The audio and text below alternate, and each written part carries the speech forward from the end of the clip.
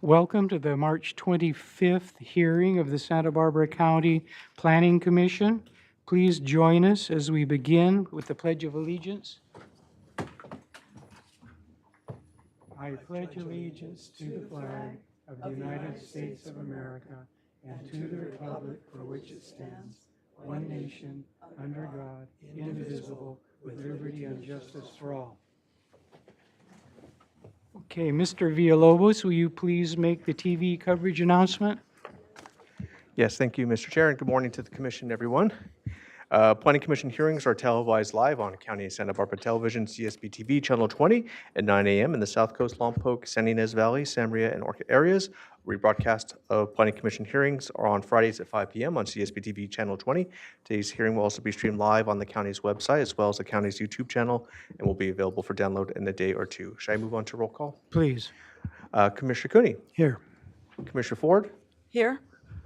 Commissioner Park, Here. and Chair Reed. Here. And Commissioner Martinez will be joining us in just a couple of minutes. Okay, could we please have the projection report, Mr. Wilson? Good morning, Chair and Commissioners. I'll begin with the agenda status report, if that's okay, Mr. Chair? Yeah. And then we'll move into the projection report.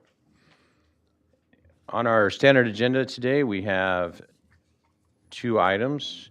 The first item is the land use permit and conditional use permit for the Chick-fil-A in the Eastern Goleta Valley community area. And then we have the Rose Comprehensive Plan Amendment and Zoning Map Update, or Zoning Map Amendment. That's number 2 on the agenda, and staff and the applicants are ready on both those items today for the standard agenda. I'll move to the projection report, Mr. Chair. Our next scheduled meeting was going to be April 1st, but we canceled that at a prior meeting, so we will not be meeting next week. Our next hearing after that will be on April 8th, and that will be in Santa Maria.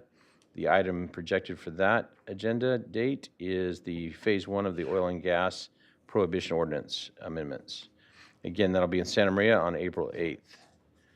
Following the April 8th hearing, we will return to Santa Barbara on April 29th for 2 items. A development plan in the Summerlin area, and then the Los Alamos Investments Housing Development Project. And that's on April 29th, and that will be here in Santa Barbara. And then on May 6th, we'll be here in Santa Barbara again for the continued item of the utility scale solar amendment project. On May 13th, there are no items projected at this time. And then moving further down the projection report into May 27th, we have 2 items projected, and that will be here in Santa Barbara. There's a tentative map, and then the Stanford Farms Trust appeal of the Terrell parcel map. And there is no items projected in June at this time. So that concludes the projection report, Mr. Chair. Okay, well, thank you. And with respect to the May 13th hearing, I'm going to have to be out of the area and will not be available. So I would like us to consider canceling that hearing. Any comments from commissioners? So could we have a motion to cancel? So moved. Second? Second. All in favor? Aye. Thank you. Okay, so. Now, public comment. This brings us to general public comment. This is for public comment to allow testimony or comment on any items not on today's agenda. So at this time, do we have any persons wishing to make public comment, either in person or online? Seeing no one rise, I see no hands raised from our Zoom attendees. Okay, so that will conclude general public comment for this hearing. Next, Planning Commissioners' informational reports. Any reports from individual commissioners on items of interest such as planning issues, seminars, meetings, or literature? Commissioner Park, I knew we could count on you. Well, good. I like to be reliable.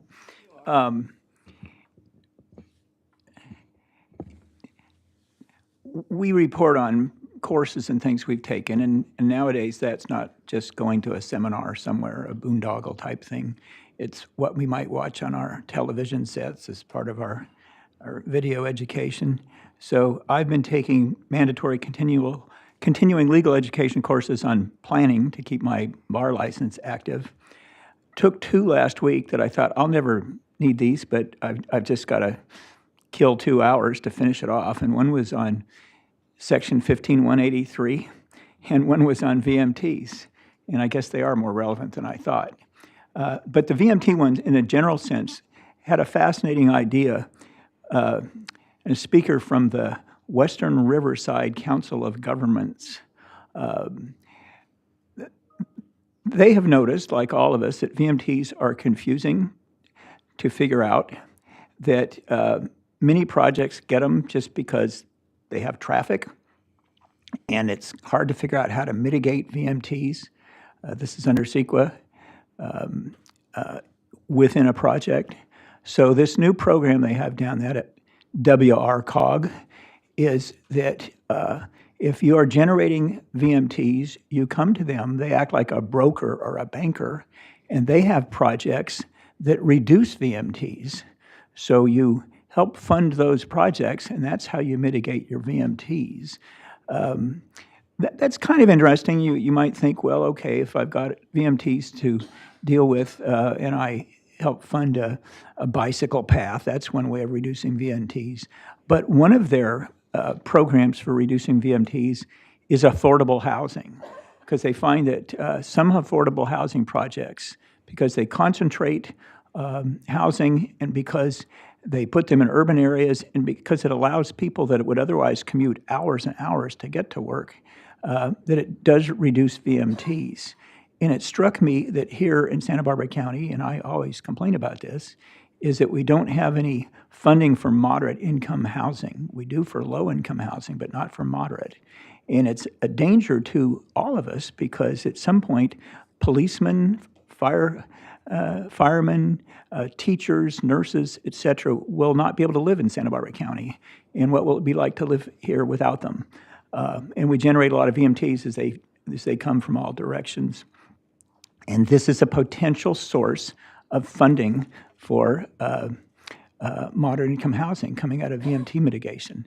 On one of my long non-Brown Act horseback rides with Supervisor Hartman yesterday, we talked about this. She's quite excited. And I'm looking at you, Director Plowman, because she wants you and I to put together a little talk on this. So let's chat a little bit after this. So I think that's exciting. I hope it made sense to at least 1 or 2 people in the room. Okay, thank you. Now we go to the minutes. We're going to consider approval for the minutes of March 11th with staff submitted changes to item 1. Have you all reviewed these corrections to item 1? Yes, Mr. Chair. Mr. Cooney? Commissioner Cooney? I will move approval of the minutes as corrected. We have a second. Yes, second. Commissioner Ford, seconded. All in favor of approving the minutes of the March 11th hearing? Aye. Aye. Aye.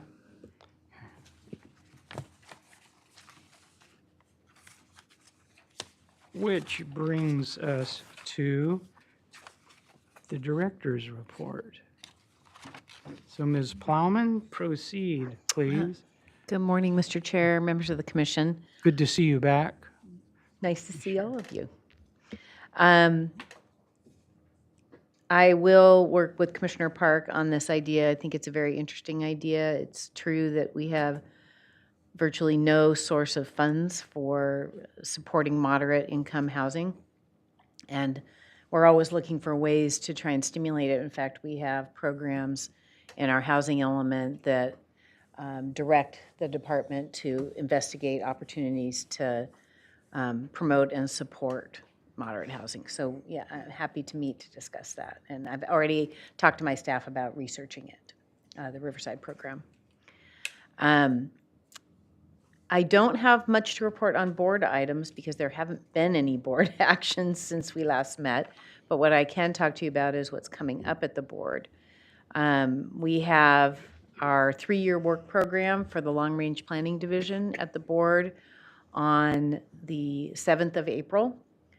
As part of the budget constraints that the county is facing, all departments were asked to make some adjustments to their budgets and tighten the belt a bit. And one of the things that we have proposed to reduce our general fund reliance is to keep 2 vacant positions in the Long Range Planning Division. We are also asking through the budget process for the restoration of one of those positions. But in our work program, we explained to the board what type of work can be accomplished with the 2 lost positions and 1 lost position. So they get to see the difference if they restore one of our positions.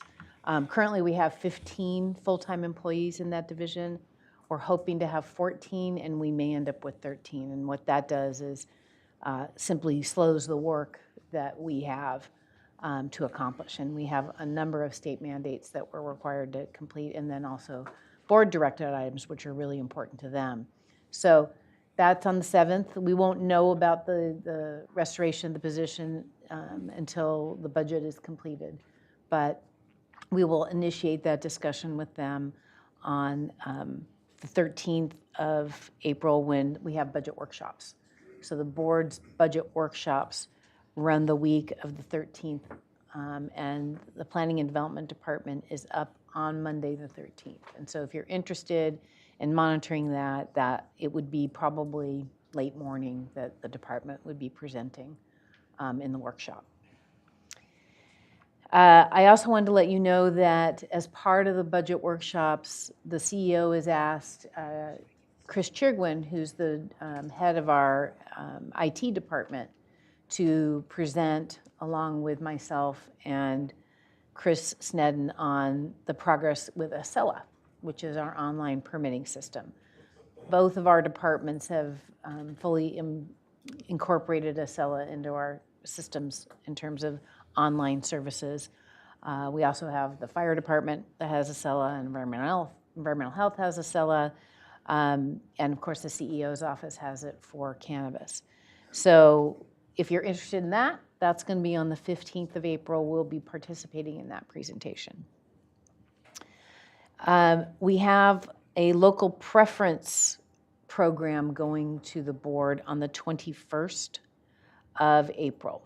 And we're going along with Community Services Department, their housing division, because we're taking to the board a concept of creating local preference guidelines for capital A affordable housing that would be included in the rules and regulations that our county HCD implements with these affordable projects that would basically set it up so that people who were living and or working in Santa Barbara, like the South Coast, but living in the North Coast would sort of have the highest priority. So we could try and get people to live and work in the same vicinity.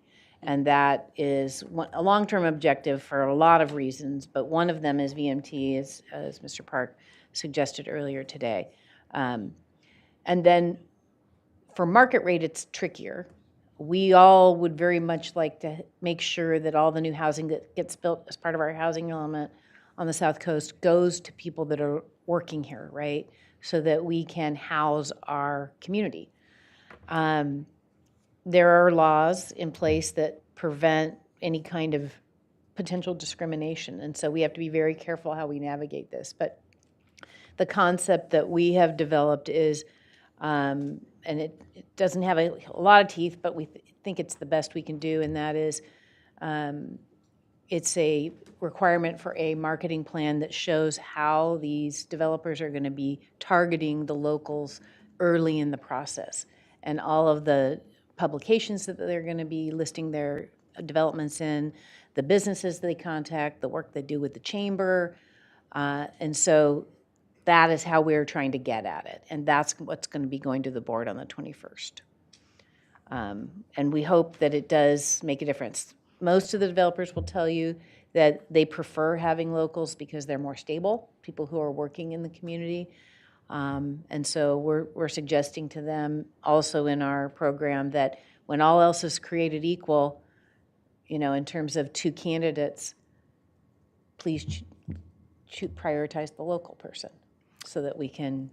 If I might, I know that you're kind of emphasizing South Coast in terms of the market rate. Yeah. But a tremendous need in the North County, Santa Maria, Orchid Hills areas, because we're looking at one big new development now. We've had others in the past, and if there could be some local preference, that would be great, since most of them seem to be in a large proportion purchased by people selling highly appreciated homes in Southern California and moving up, leaving many locals Without housing, yeah. out of the loop. Yeah. So anything that could be done for the North County would be deeply appreciated. I appreciate those comments, and I think that'll be an issue that the board will discuss, whether they want to expand it beyond the South Coast. Yeah. I know I'm not agendized for this, so the council's looking over at me. Commissioner Park, do you have a question? One of the things that I remember from the housing element I thought was really a nice piece were the various programs. Is it 25 programs or something like that in the housing element? And one of them was employee housing for all employers on site, not just ag dwellings. And I think that is an important workaround on this local preference, because if we require a large employer as a condition of something they want to do to provide employee housing, and they basically buy a piece of it that some developer is building as for their employees, I think that gets around the local preference constitutional issues and is also a good way to fund. Yeah. Commissioner Park, that's an excellent point. We do have one project on the South Coast where a local company is going to be buying, I think it's around 150 units, and then selling them at a subsidized price to their employees. And it's the way they can attract and retain critical staff. And I do agree with Commissioner Reed that it's very much a North County issue, because I deal with folks when I'm volunteering on seniors that discuss those housing issues, and it's exactly as he's described it. And also when we talk to employers up there about expansion in providing more jobs in the North County other than some ag jobs, they all say the same thing. I can't really get the workforce I need because there isn't the housing. Yeah, the problem is spreading. And then the other thing Commissioner. Ask a question, Commissioner Reed. Is there somebody else? Sorry, Commissioner Ford, please. Thanks. This is of deep importance to me, but I'm wondering, in your definition of locals, does it just include human beings over 18 years old who have a job here? Or do young people who go to schools here and have programs that they can only get, for example, in a certain area, Santa Barbara, for example, do they qualify as a local? Well, it's an interesting question. I would have to look at it. It's tiered, right? So there's the higher priority people that are like actually have a job and a profession and they're working in the community, and then you go down from there. You might be the next category, I think, is somebody who has a job offer here. And they're going to be moving to the area, that kind of thing. So we haven't really focused on students. Students have been an issue, kind of a problem, actually, from UCSB, taking up a lot of the housing in the Goleta area. So our primary focus is really more on our local employees. Okay. Yeah. Thanks. And then, so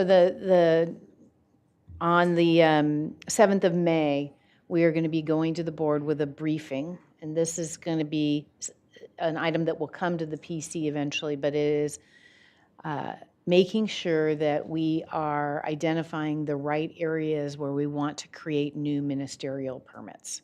And this has been a long-term goal of the Board of Supervisor to simplify our permitting process. Right now, we are an anomaly.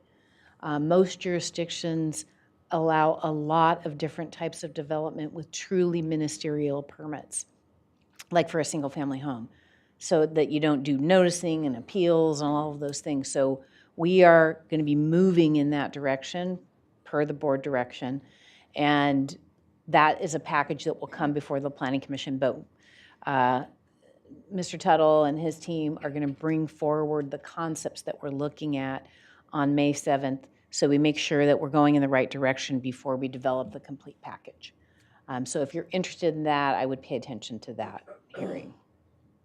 What date is that? The 7th of May.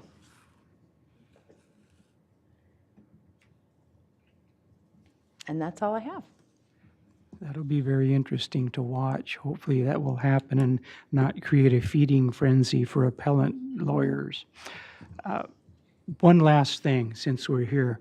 We have a workshop tonight in Santa Maria regarding a new development. Do we want to make an announcement on that? Sure. There is a scoping hearing for the Solomon Hills project. It's a scoping hearing for the environmental impact report, and it's going to be in the hearing room at the Better Way View Government Center? That is correct. Yeah. What time? 5:30. 5:30? An item there's been a great deal of interest on, so Yeah. I know it's been published, but if anybody's watching this who hadn't known thus far, might be a good way to spend a bit of time this evening. Thank you for reminding me of that. Appreciate it. You're welcome. So, Do we have Brown Act issues if we attend? If two of you attend, you won't have Brown Act issues, but yeah, I'm attending. yeah. We don't ask questions at this either, though, do we? Vincent, are you going? Excuse me? Yeah, Tonight. okay. Just one question. At this scoping hearing, are we allowed to ask questions? Or are we only there to observe? Chair and Commissioners, my recommendation would be to observe only, because this item at some point is projected to come before this body. So I'd recommend not engaging or asking any questions, observe only, if you decide to attend. Okay, thank you. If I could have a quick question. Is this something that is available via YouTube, Zoom, or anything of the sort? Yes. From the county planning side, or? Yes. Yep. Okay. I think, but let me double check. I don't think there's the TV, but I think But we'll be recorded. it's recorded, and I think people can attend by, But it won't be live, in other words. Don't try and see it tonight. It'll become afterwards. It won't be on CSB TV, but people can participate by Zoom Okay, if they want to provide comment or that just inform- observe. okay. And that information is on our site? Okay, thank you, because, I mean, that's why I'm figuring I'll be working and I'll be looking from Zoom. Okay. Thanks. Okay, so are you finished? I'm done. Wrapped up? Okay, so Mr. Villalobos, could you please read the first item into the record? Yes, thank you, Mr. Chair.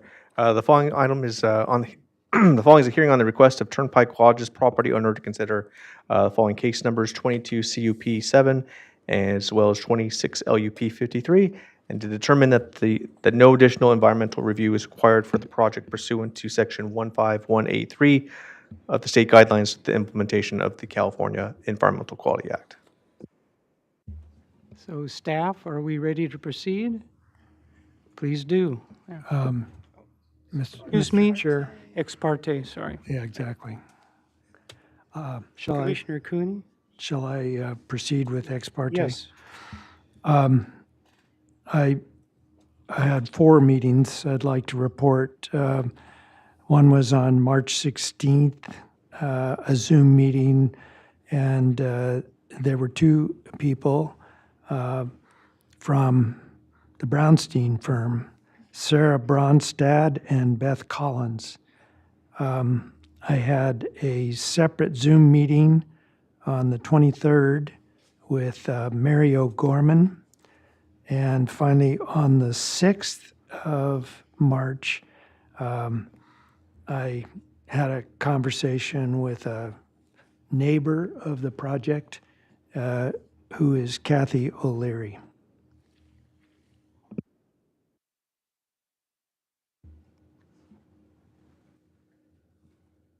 Well, I'll go right now. I had last Thursday a site visit with Brian Robinson, Beth Collins, and Sarah Bronstadt. Commissioner Ford? Thank you. I also have met with Beth Collins, Brian Robinson, Sarah Bronstadt, and 2 community members, Mary O'Gorman and Lisa Kenyon.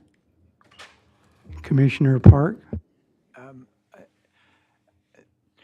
I met with Commissioner Ford and Sarah Bronstadt and Beth Collins and Brian Robinson at the site a couple of weeks ago, I think it was.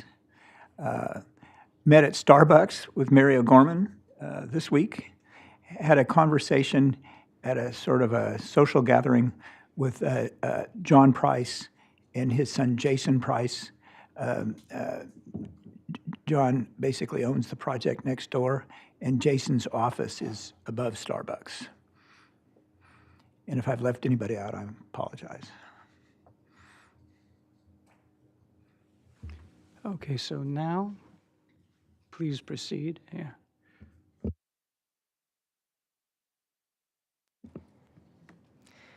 Good morning, Commissioners. My name is Willow Brown. I will be presenting the Chick-fil-A at Calle Real project. The property outlined in blue on this map is located at 4765 Calle Real in the Eastern Goleta Valley Community Plan Area, 2nd Supervisorial District. The property is a 1.42 acre lot zoned retail commercial. Access is provided off of Calle Real. Surrounding uses consist of Highway 101 to the south, Calle Real and commercial development, including the Ramada Hotel to the north, residential development and vacant land to the east, and commercial development, including the existing Starbucks drive-thru to the west. The project is a request for a land use permit to allow for the demolition of the existing restaurant on site and construction of a new 2,647 square foot quick service restaurant. The project also includes a conditional use permit to allow for a dual lane drive-through with 2 covered canopy areas. The project is a commercial use on a commercially zoned lot, which has been developed with restaurant use for over 50 years. Restaurants are a permitted use in the retail commercial zone, and the conditional use permit is solely required for the drive-through use. This is a photo simulation of the project as viewed from Calle Real. This is the proposed site plan. The project site will be accessed from one driveway off Calle Real in the northeast corner of the project site. The project also includes access improvements, including restriping the eastbound approach along Calle Real to provide an exclusive eastbound right turn lane, both for the project site and for the existing Starbucks drive-thru to the west. Site access was reviewed and approved by the Fire Department and County Public Works Transportation. This slide shows elevations of the proposed restaurant. The proposed restaurant will have a maximum height of 22 feet, 4 3/4 inches, which is significantly under the 35-foot zone district height limit and is similar in height to the existing restaurant on site to be demolished. As previously stated, the project is for a restaurant, which is a permitted use in the retail commercial zone on a site that has been developed with a restaurant use for over 50 years. The drive-thru is an allowed use in the zone with approval of a conditional use permit. As outlined in the staff report, staff analyzed consistency with impacts to areas such as visual resources, traffic and circulation, air quality, hazardous materials, and noise, and found that the project is consistent with all applicable comprehensive plan policies. The project also complies with all LUDC standards as it is consistent with the purpose of the retail commercial district, meets setbacks, exceeds parking requirements, and complies with all standards related to drive-through facilities. The project is exempt from CEQA pursuant to CEQA Guidelines Section 15183. CEQA Guidelines Section 15183 is applicable to the project because the project is for a commercial use on a commercially zoned site, which was anticipated by the Eastern Goleta Valley Community Plan EIR. All impacts anticipated from the project can be mitigated by Eastern Goleta Valley Community Plan policies and standard conditions. Although the project is exempt from further environmental review, the 15183 exemption still allows for analysis of issue areas to determine if there is a possibility for a more significant impact than anticipated by the EIR. The 15183 analysis discussed several issue areas, including impacts to traffic and air quality. The current metric the county uses to evaluate a project's transportation impacts under CEQA is vehicle miles traveled, or VMT. The county presumes that projects meeting the VMT screening criteria in the county's environmental thresholds and guidelines manual would have less than significant impacts to transportation and would not require further VMT analysis. The project is considered a locally serving retail project and is below the threshold of 50,000 square feet as shown in this table, and is therefore screened out of VMT analysis. However, the traffic study submitted for the project also analyzed traffic and circulation impacts based on level of service and queuing, which I will now summarize. The traffic study was peer-reviewed and reviewed by Public Works Transportation and found to meet county requirements. The Eastern Goleta Valley Community Plan contains policies regarding maintaining a minimum level of service for roadways and intersections in the community plan area and considers a level of service standard C acceptable. Impacts from the project to level of service were analyzed for the intersections and roadways in the vicinity of the project site. The analysis confirmed that the intersections and roadways will still operate at a minimum level of service standard C with implementation of the project, and the project will not have a significant impact to level of service. The project will not result in queuing onto the roadway and will not interfere with circulation on site. The project anticipates a maximum queue in the drive-through of 31 vehicles. The queue can be accommodated entirely within the drive-through lanes, which have a maximum capacity of 32 vehicles as shown on this site plan. With regards to air quality, short-term and long-term impacts from the project were reviewed. The main proponent of long-term air quality impacts is mobile emissions. An air quality technical memorandum was submitted for the project analyzing air quality impacts, and impacts from mobile emissions were estimated based on the anticipated vehicle trips as outlined in the traffic study. Under the most conservative approach, which did not take into account that some trips are pass-by trips and did not reduce trips from the previous restaurant use on site, the emissions were determined not to exceed county thresholds or result in a significant air quality impact. The air quality memorandum was reviewed and approved by the Air Pollution Control District. In addition to the air quality impacts reviewed under CEQA, the LUDC requires that projects proposing drive-through facilities show that the project will not have a greater air quality impact than the same use without the drive-through. The air quality memo shows that the cars idling in the drive-through would give off less emissions than cars parking and restarting for walk-in service. This table shows the anticipated emissions for the drive-through compared to the same number of walk-in customers at the maximum anticipated queue of 31 vehicles. The project is consistent with the LUDC requirement as the drive-through facility will have a lesser air quality impact than if the restaurant only provided walk-in service. In summary, the project is consistent with all applicable policies of the comprehensive plan, including the Eastern Goleta Valley Community Plan. The project is consistent with all standards in the LUDC, including standards related to drive-through facilities, and the project will not result in a significant environmental impact. Staff recommends that your commission make required findings for approval of the project, determine the project is exempt pursuant to CEQA guidelines section 15183, and approve the project subject to the conditions of approval. This concludes staff's presentation. Staff and the applicant are available for any questions. We also have Will Robertson from Public Works Transportation online to answer any questions related to transportation review. All right, questions from commissioners? Commissioner Ford? Thanks. I greatly appreciate all the reports from both sides, super comprehensive. Just wondering about the traffic report. Who actually enforces the jams that we have all seen or experienced, talked about, or heard about? The ones right in the middle of the intersection. You mean, I'm sorry, Commissioner Ford, the traffic jams, like cars lined up in the street? Yes. Will Robertson, are you on? Are you able to answer that question for us? Mr. Chair, Commissioner Ford, Will Robertson, County Transportation Staff. So just for clarity, when you're asking who enforces the, did you say backups or? congestion. Yes. Are you meaning from the existing land uses or? Just in general, I mean, I don't know about other existing land uses that have documented traffic jams like this particular one. So who enforces it? So the reason I ask is because there's going to be a lot of discussion about the Starbucks to the west and the queuing that occurs with that Starbucks. Technically, the enforcement arm would be the highway patrol. Okay. And then it would be dependent on whether or not the vehicles are actually violating the vehicle code.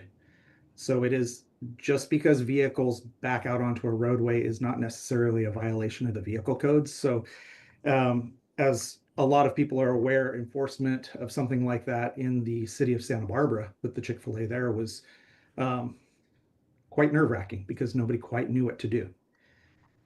So I'm going to go back to my statement. The official enforcement arm would be the highway patrol, but depending on conditions of approval of the project, it could be planning and development or transportation staff. Thanks.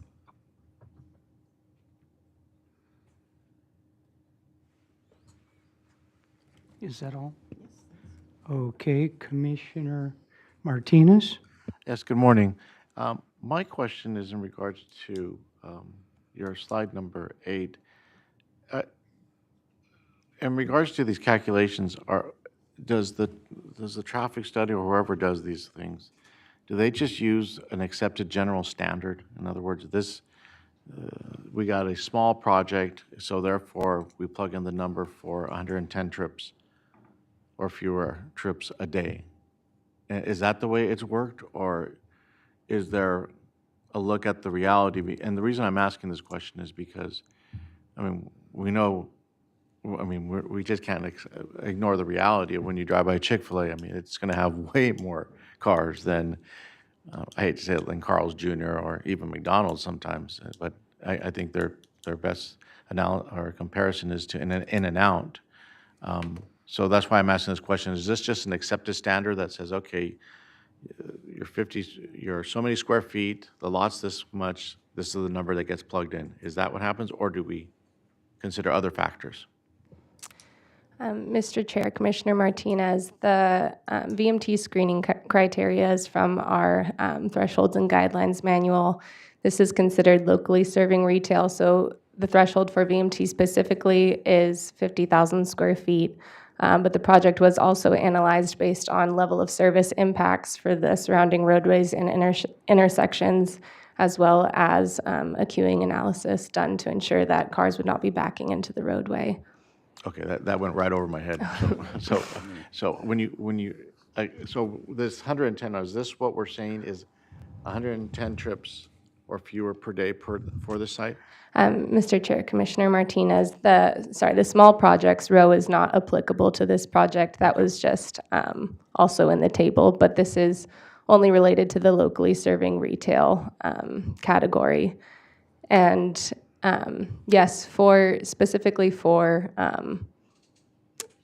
CEQA, like vehicle miles traveled, that type of transportation review, we do screen it out based on the square footage. So in this instance, can you tell me doing the traffic analysis, how many trips were anticipated or is forecasted for the site, which obviously is going to be Monday through Saturday since they're not open Sundays? Do we arrive at a forecasted number for that? Mr. Chair, Commissioner Martinez, I believe the vehicle trips estimated was 971 trips per day, and that reduced some trips based on pass-by trips, so just people passing by and stopping out of convenience, but did not reduce based on the existing IHOP. Okay. And Thank you. Commissioner Martinez, if I could just add something to staff's comments. I think it's important to understand that this is a CEQA threshold that triggers a certain level of mitigation required, but it doesn't mean that a project is under that threshold and we don't study it. Like this had additional traffic analysis, even though it came in under this threshold. Okay. And And because that's where I was looking in regards to, let me get to this slide here. Use my nifty. An odor abatement plan on number 11, proposed in compliance with, what is an odor abatement plan for a car?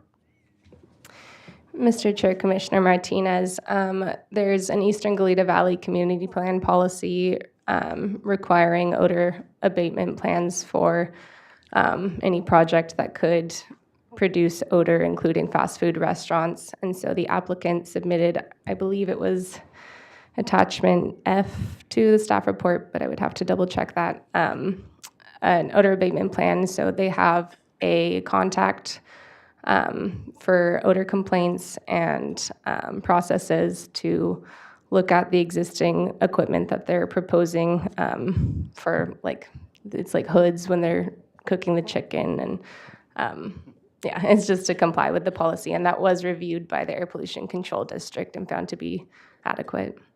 Okay, and the reason I asked is because I imagine some people just from the general public may say, well, an odor abatement plan has to do with the cars. It doesn't have to do with the car. It has to do with the product being processed or cooked there on site. And the That's odors. correct. Okay, thank you. Commissioner Park. Oh, thank you. I want to echo, I believe it was Commissioner Ford's comments that it's a good staff report. It's a very complicated matter to put in writing and discuss. And I want to also refer to your section 15183 analysis, and I hope everybody read that. It's sort of at the bottom of the page when you're looking online. And that's, what is it, 20 pages or something like that? And it's even more complicated and sophisticated to get to. So kudos to you for that. And also, I want to thank you for the time you spent with me over the telephone going through these issues, because it's very helpful for me, and I think it's good for everybody. I point out to everyone, we noticed, Ms. Brown and I, as we're discussing this, that, of course, we have to be referring to the traffic study that the applicant submitted and to their air pollution study, but they weren't even part of the public record. I had no access to them, neither did anybody in the public, and so after we got off the phone, Ms. Brown put them in the public record, and they're all there, so everybody's had them, from last week to look at. I have a few questions that relate to traffic and things like that.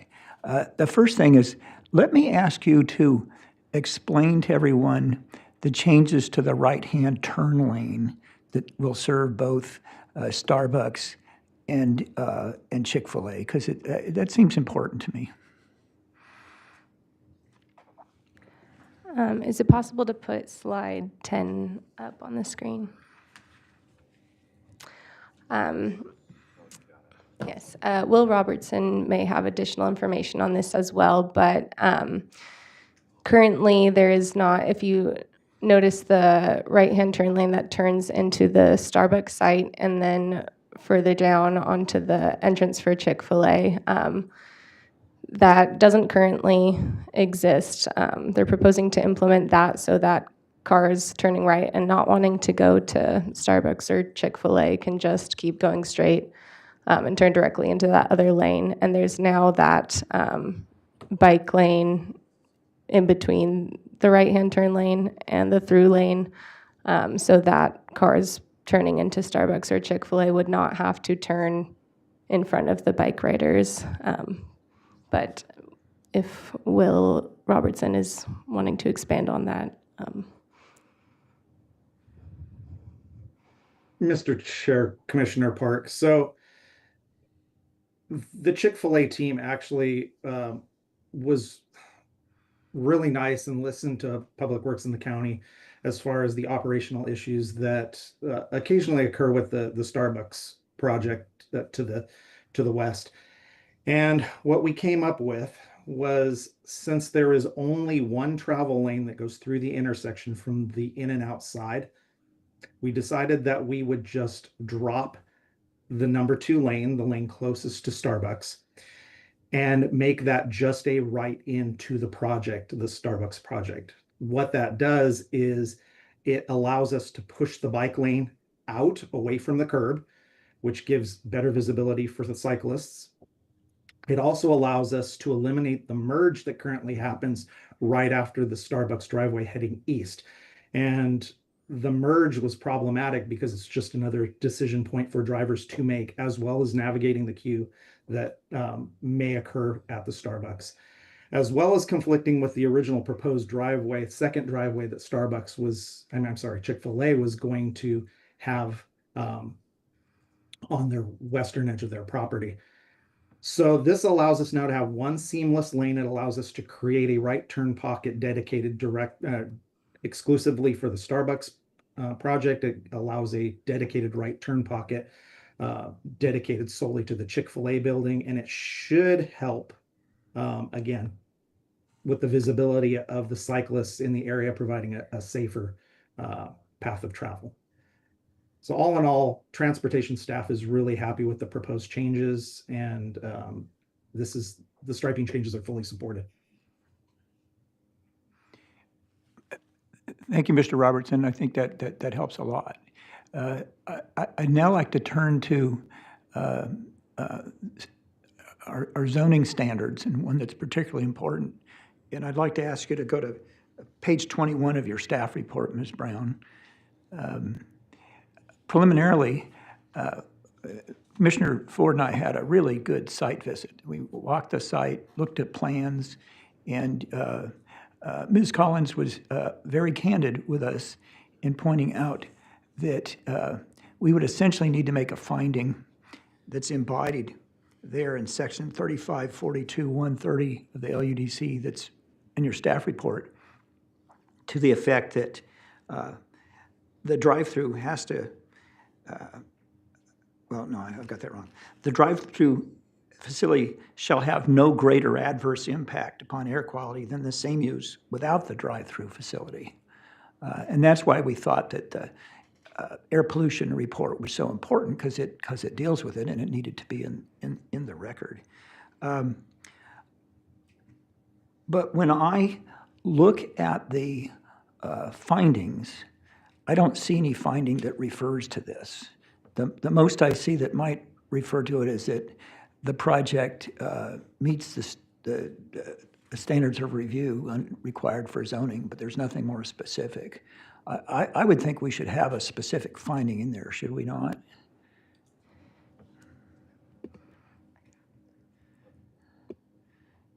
And even if you think we shouldn't, can we at least address whether it would hurt anything? Is there anything wrong with it?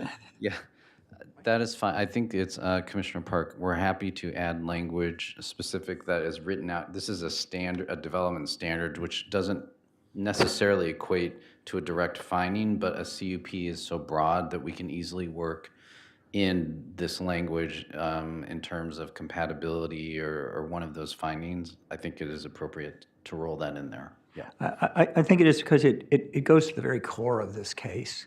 Sure. And, Yep.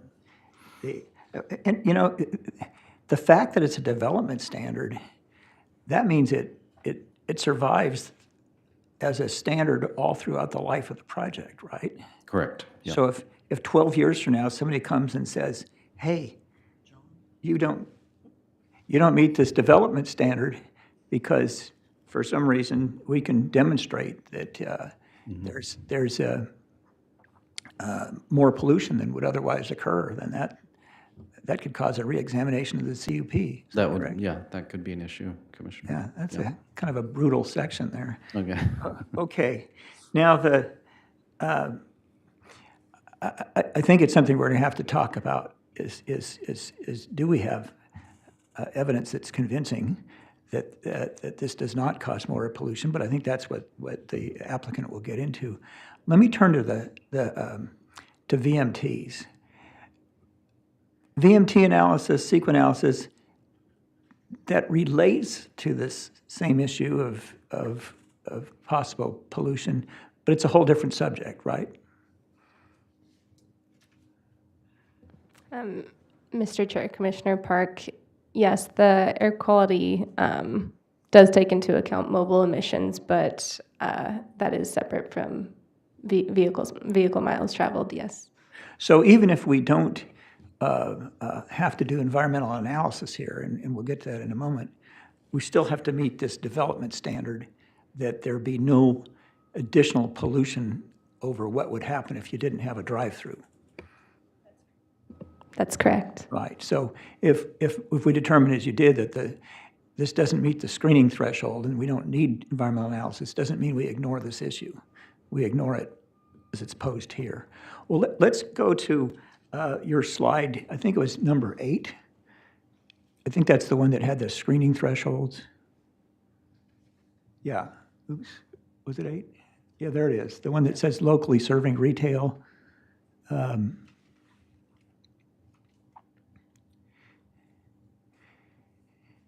And we know that locally serving retail under the OPR guidelines and in this law in general, that's just generally presumed to have local impacts and no need to analyze. But if it's regional, and it's presumed to be regional, if it's larger than 50,000 square feet, that's when you analyze it. You and I discussed at length, what does a 50,000 square feet measure? Does it measure the whole project, you know, all the driveways and things that are needed here, or is it just the building? And I think you were going to go back and talk with the rest of the department and find out what the position is. So what is the department's position here? Does 50,000 square feet include the whole site, which is 61,000 feet, or is it just the building? Mr. Chair, Commissioner Park, it is just the building square footage. Okay. And Mr. Robertson, are you still on the line? Maybe not. Yes? Yes. Mr. Chair, Commissioner Park, yes, I am. Yeah. Can you weigh in? Is that your understanding as well? About That the 50,000 square feet includes just the building and not the whole project? Or I don't know if that's a subject that you deal with. So it's going to be up to P&D, it's their policies, but if we were talking about transportation impacts, we only look at the gross leasable area of the project, not the overall site square footage. I'm going to add in something here. I spent quite a few hours researching this to find a definition, and I looked everywhere, and I couldn't find one. I mean, I looked at our own screening guidelines, which basically follow the OPR ones. I would note that if you go to the OPR technical guide, and in a way that we have access to that, I looked this up, on August 12, 2020, that's when we had our hearing to adopt the new VMT guidelines to replace the level of service guidelines. And there's a lot of discussion of these thresholds and what they mean and why they're there. And then the OPR guidelines, OPR is the Office of Public Research, it's the governor's office. There's no clear answer, but in the OPR guidelines, it refers to an example for this particular screening standard, and it refers to a 50,000-foot store. And so that makes you think, well, they're referring to a building.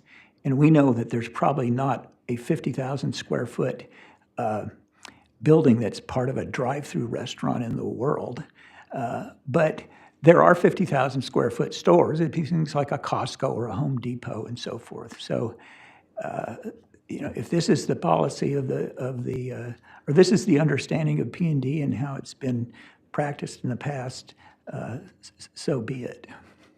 Commissioners, yes, we agree with that. And I think one other piece of evidence I'd like to throw in there is, I verified with Will Robertson yesterday that the ITE manual for trip generation that they use to count trips also is square footage, not the size of the site, so it's square footage of the building.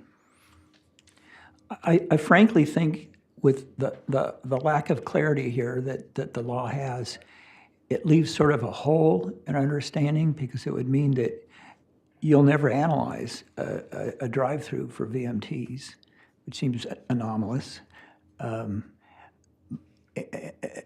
But we'll talk about that later. I have some suggestions. But here, I think it's an important takeaway is, even if we don't have VMT analysis here because it doesn't meet the screening threshold, we still have that development standard to address in the LUDC. By the way, I know we've had other projects. We've heard about the In-N-Out. We know that there was the initial approval of the Starbucks project, and then didn't we do something to modify the Starbucks one a few years ago? I can't seem to find it, but I thought there was a expansion or a change in the drive-through that we addressed. It was part of an approval of a new building use, like an office use, instead of the little restaurant that used to be in that building, and it came before us a few years ago. That is ringing a bell. There was an amendment to the DVP Yeah. to change one of the suites from an office to a cafe or something like that. So in this development standard in the LUDC, did we have to make a determination under that for that Starbucks amendment a few years ago? Are you talking about the drive-through? Yeah. When the original Starbucks went in, I would assume that hopefully the drive-through standard was part of that analysis. Do you know? Yeah. I can't find anything about it, and I'm curious because we were basically asked to make that finding. And we even go back to 2016. There was some controversy over one in Orchid. It was a Starbucks. Is that anything that anyone can give us information on in when they address the same question? Or maybe it's never in the staff report, and nobody thinks about it, and they never talk about it. I don't know. Okay, I'm done. Thanks.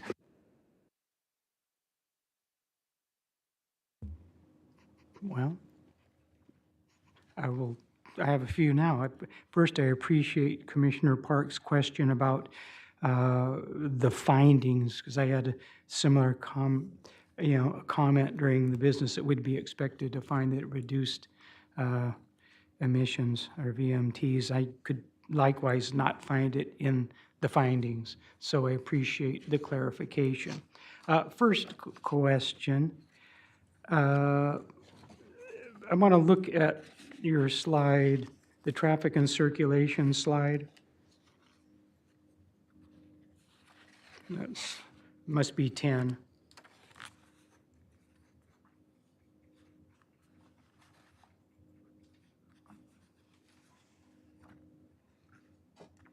Okay, if we look at that slide, if we look at where the driveway is placed, the entry and exit driveway is placed for this. When you look at the right-hand turn lane, turns right, goes over to to be near the curb where that 90-degree arrow is, the first one. You have two 90-degree arrows at the beginning of the right hand, and then the second one is at the beginning of the driveway. What's the approximate distance between those two? Do you have an idea, a measurement? Chair Reed, sorry, you're saying from the end of the right turn lane to... Yeah, you have those two 90-degree arrows that go to the right in the right-hand lane. And the second one is just where the driveway is for the proposed Chickaford. I just wonder how many cars would fit there, how long that is. Is that 100 feet? Chair Reed, I believe it is approximately 150 feet, but the applicant will verify. Okay, and then also I'm interested in the distance between that driveway and the beginning of the queue, because that would also, to me, be a place where cars could back up in addition to the queue, so they'd be waiting on site rather than in the road. So we go from 32 to maybe in the 50s. So my reason for that is just to consider its impact on reducing the surge in traffic and the prospect that it would back up out into the street. Okay, secondly, has any analysis been made as to what the peak traffic timing is? What's the business peak for Starbucks? When's the peak traffic occur at Starbucks? Just in the morning hours, all day long, or 3 times a day? I would expect just in the morning. Is that Chair Reed, I haven't looked at that specifically, but I would expect that it would be in the morning. Okay, and what are the peak traffic times? I know they've introduced breakfast sandwiches, but what are the peak traffic times for Chick-fil-A? Chair Reed, it's the lunch hour, I believe 11 to 1.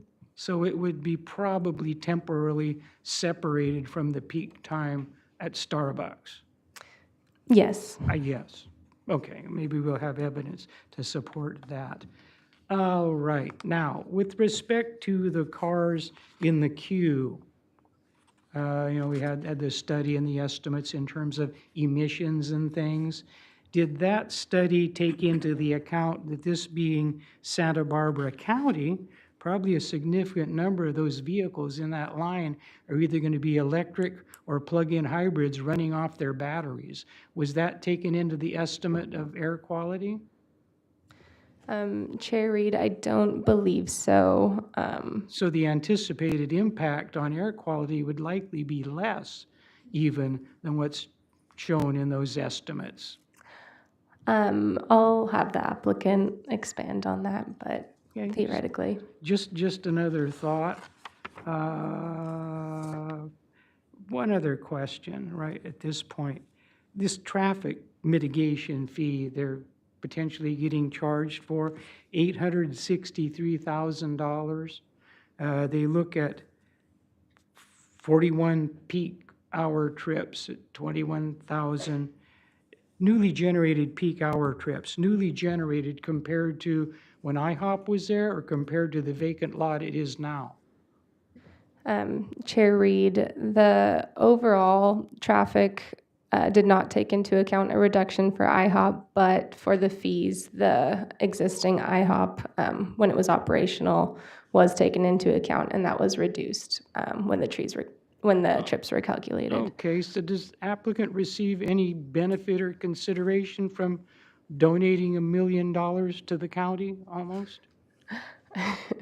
Because they call it a mitigation fee, so normally when you mitigate, that's that's an allowance for the impact they're expected to create. Yeah, the fees were just calculated in compliance with our adopted fees. Okay, I'm just trying to determine, is that actually a benefit to applicant, or is it like a shakedown? It's meant to protection be a racket? benefit to roads in the area based on implementation of new projects. All right, those are, I think, the bulk of my questions for now. Thank you.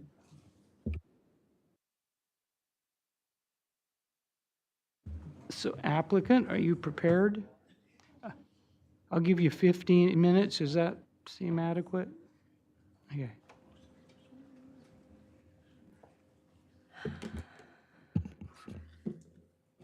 Yes, 15 minutes is perfect. Thank you, Chair Reed. Chair Reed, Commissioners, I'm Beth Collins from Brownstein. Really glad to be here today representing the applicant Chick-fil-A. We have here, thank you, David. We have here the applicant team led by Carlos Arias here in the front row from Chick-fil-A. And then we also have architect, landscape architect, planners, traffic and civil engineers, arborists, all here for your excellent questions. I've already gotten some previews of them. So next, the project site. This is the project site right next to the 101 off-ramp at Turnpike and Calle Real.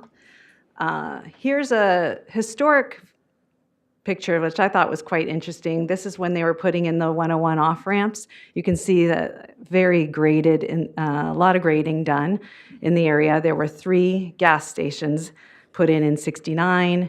In 72, that's when the hotel went in with the restaurant across the street. It was a Howard Johnson's. They had great fried clams, I hear. And that restaurant at the bottom is now our project site.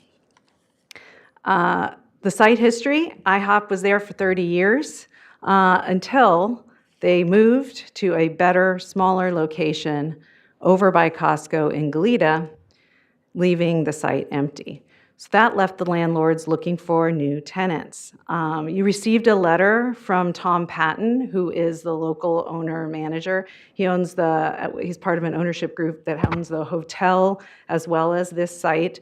And he was detailing the saga, really, of looking for an appropriate tenant for this site. And what you learned from that letter, and I've learned from conversations with him, is there were some challenges getting new tenants. Why? Well, any restaurants going into this space wanted about half the space.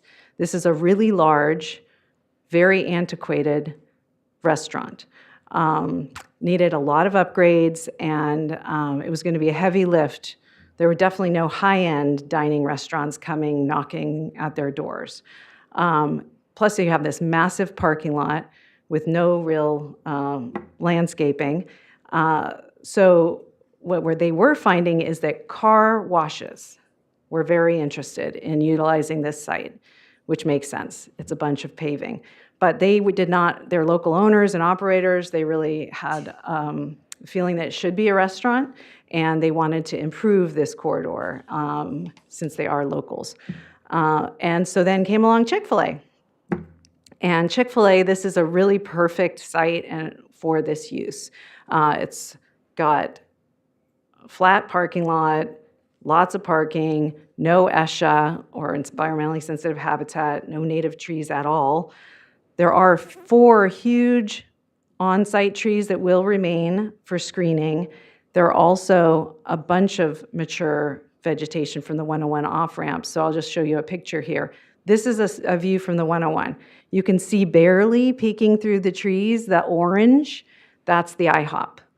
On the right is the hotel. So great screening from the 101. You will not be able to see this new building. Other location advantages, this is really close to the 101. It is an area that is adjacent to a bunch of transit-oriented businesses. We have hotels, we have restaurants, we have gas stations.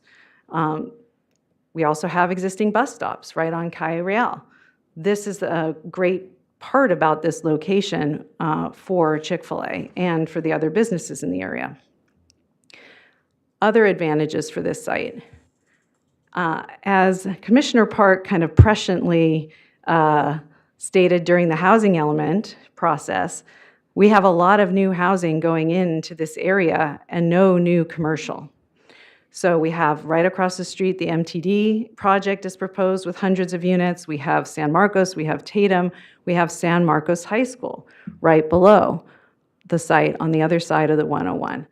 So there is a need for restaurant and commercial in this corridor. So traffic, obviously a huge issue. These are just some of the traffic experts that have weighed in on this project. We have 2 from the applicant here, Scott Schell from ATE, as well as LLG. We have county experts, we have Caltrans who weighed in, and that resulted in some significant off-site improvements. There are already questions and some discussion of this, but I'll just unpack it. So this is the off-site striping improvements that are really going to improve this corridor. Ooh, I managed to get to the very end of this slideshow. I'm not sure how I did that. Operator error. Okay, let me, Sorry, guys. Okay. Oh, wait for it. Oh my God, sorry. Okay, traffic experts, now, improvements, yes.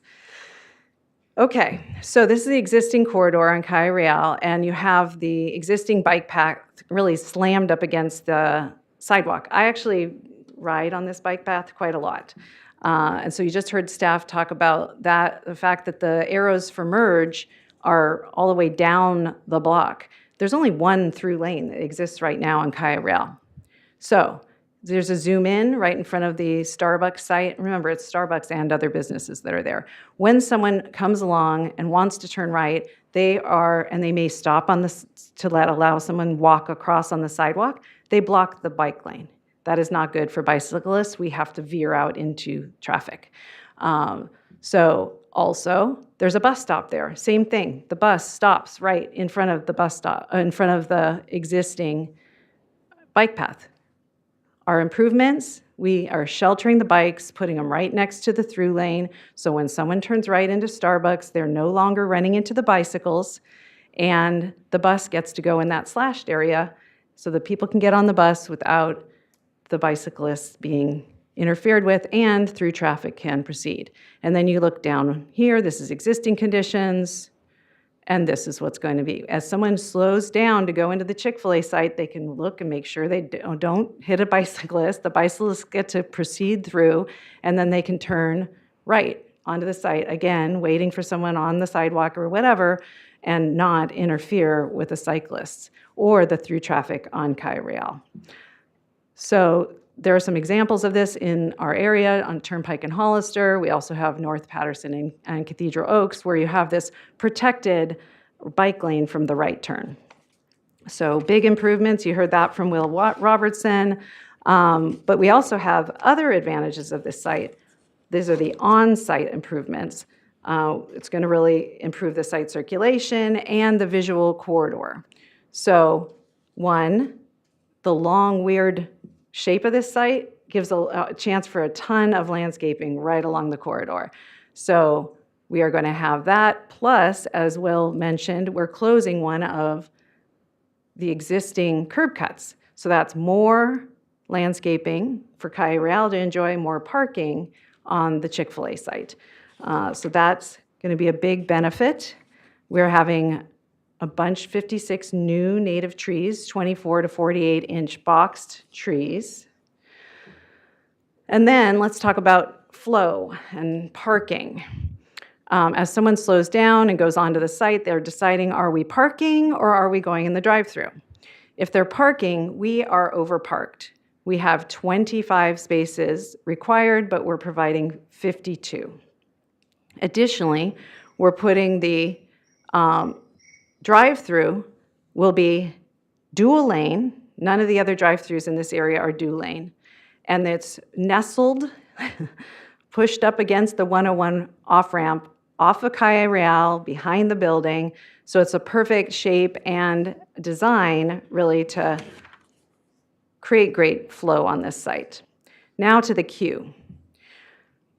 Commissioner Martinez, you asked, are there any site-specific analysis or Chick-fil-A specific analyses? And the answer is yes. In the traffic report, 9 different similar Chick-fil-A's were studied to determine what is the max queue that we're going to see on this site. Armageddon, max queue. It was 31 cars, and our queue holds 32. You see the little empty space underneath the employee spaces? So this is max condition. And we have promised, there was a questions about enforcement, we have promised in our project description, if it hits that and it starts getting into the parking lot, we will have team members direct people to park. Remember, we're overparked, and we will be telling people to park. So we do not expect the queue to interfere with the parking lot. And you notice that we put the employee spaces at the place where it would be less likely to, so customers wouldn't interfere with the queue, right? They're not, the employees are over on the top left because they don't change as much, of course, as customers. So we have a 32-car queue. We're not going to back up into the parking lot. But the max condition, which is this, is not the normal condition. The normal condition is this. Actually, this is 85% of the time is going to be to the green cars. And 50% of the time, it's going to be just the blue cars pushed up against the 101 off-ramp. Another way that you can tell with kind of your own experience that this will work is we have 2-lane drive-through, 632 feet from that pink line all the way to the window where you pick up your food. To kind of give context, drive-throughs in the area, the 2 other restaurants, one is 205 feet and one is 251 feet. So we are more than twice, and that's just even before you get to the parking lot. And as Commissioner Reed was ahead of me, we have 382 feet on the parking lot, but again, we're going to be directing people to park. In addition, there is another, it's actually more than 150, sorry, I confirmed, it's 192 on Calle Real, but we are not relying at all on Calle Real. We are not going to need it. We have more than a sufficient room on this site because of its shape and because of this design. So VMT, a lot of discussion of VMT. We need to prove that air quality is better. Well, I'm going to be able to prove that air quality is actually better with this drive-through. And why? It's really unusual, but because we have existing customers and huge brand loyalty at Chick-fil-A. The average Chick-fil-A customer at State Street, which is only 2.6 miles from our proposed, is 13.9 miles. The big data analysis, it's the end of our traffic report, it shows most people are, or the average trip length is 13.9 miles. Because this is a fungible product, they will drive to the closest location, so it will reduce trip length. And this was inadvertently confirmed, actually. The last month, we put up customer support cards in the existing State Street restaurant. We asked people to fill out. We didn't give them anything for filling it out. We actually had over 425 people put in cards, and this was not on purpose, but we discovered 78% of those people actually are customers at the State Street store that live in Isla Vista and Goleta. So they are going to be driving less, so air quality will actually be improved by this restaurant. Finally, visual. We have the current condition where the IHOP is pushed up against the restaurant. You can see all the old newspaper boxes across, on the street, blocking the sidewalk. It's actually a big fence right now. This is what we're going to have. Huge amount of landscaping. BAR was very complimentary about all of the landscaping that's going to be provided, 56 new native trees. Also, which is kind of interesting, the slope of the site helps. So the sign, looking at this, the 101 off-ramps on the right, it's higher.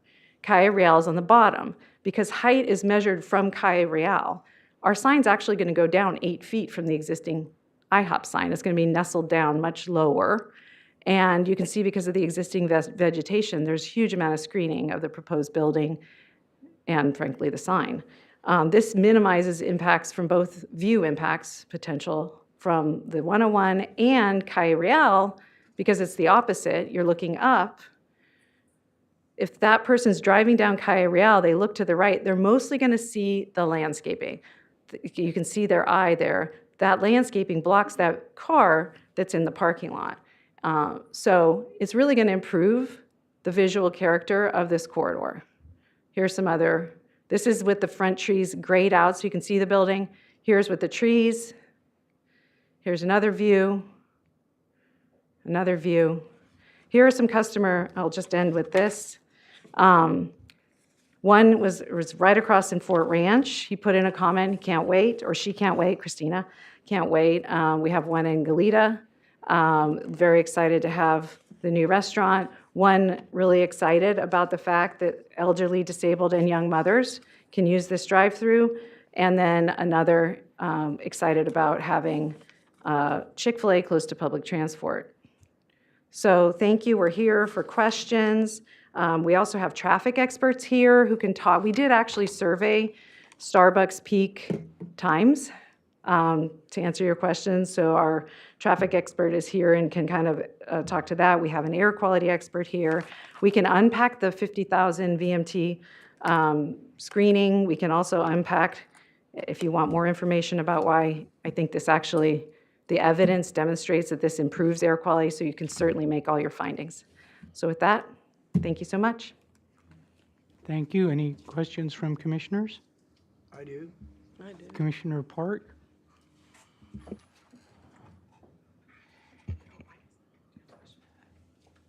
I fled. There you go. I ran away, sorry, I'm back.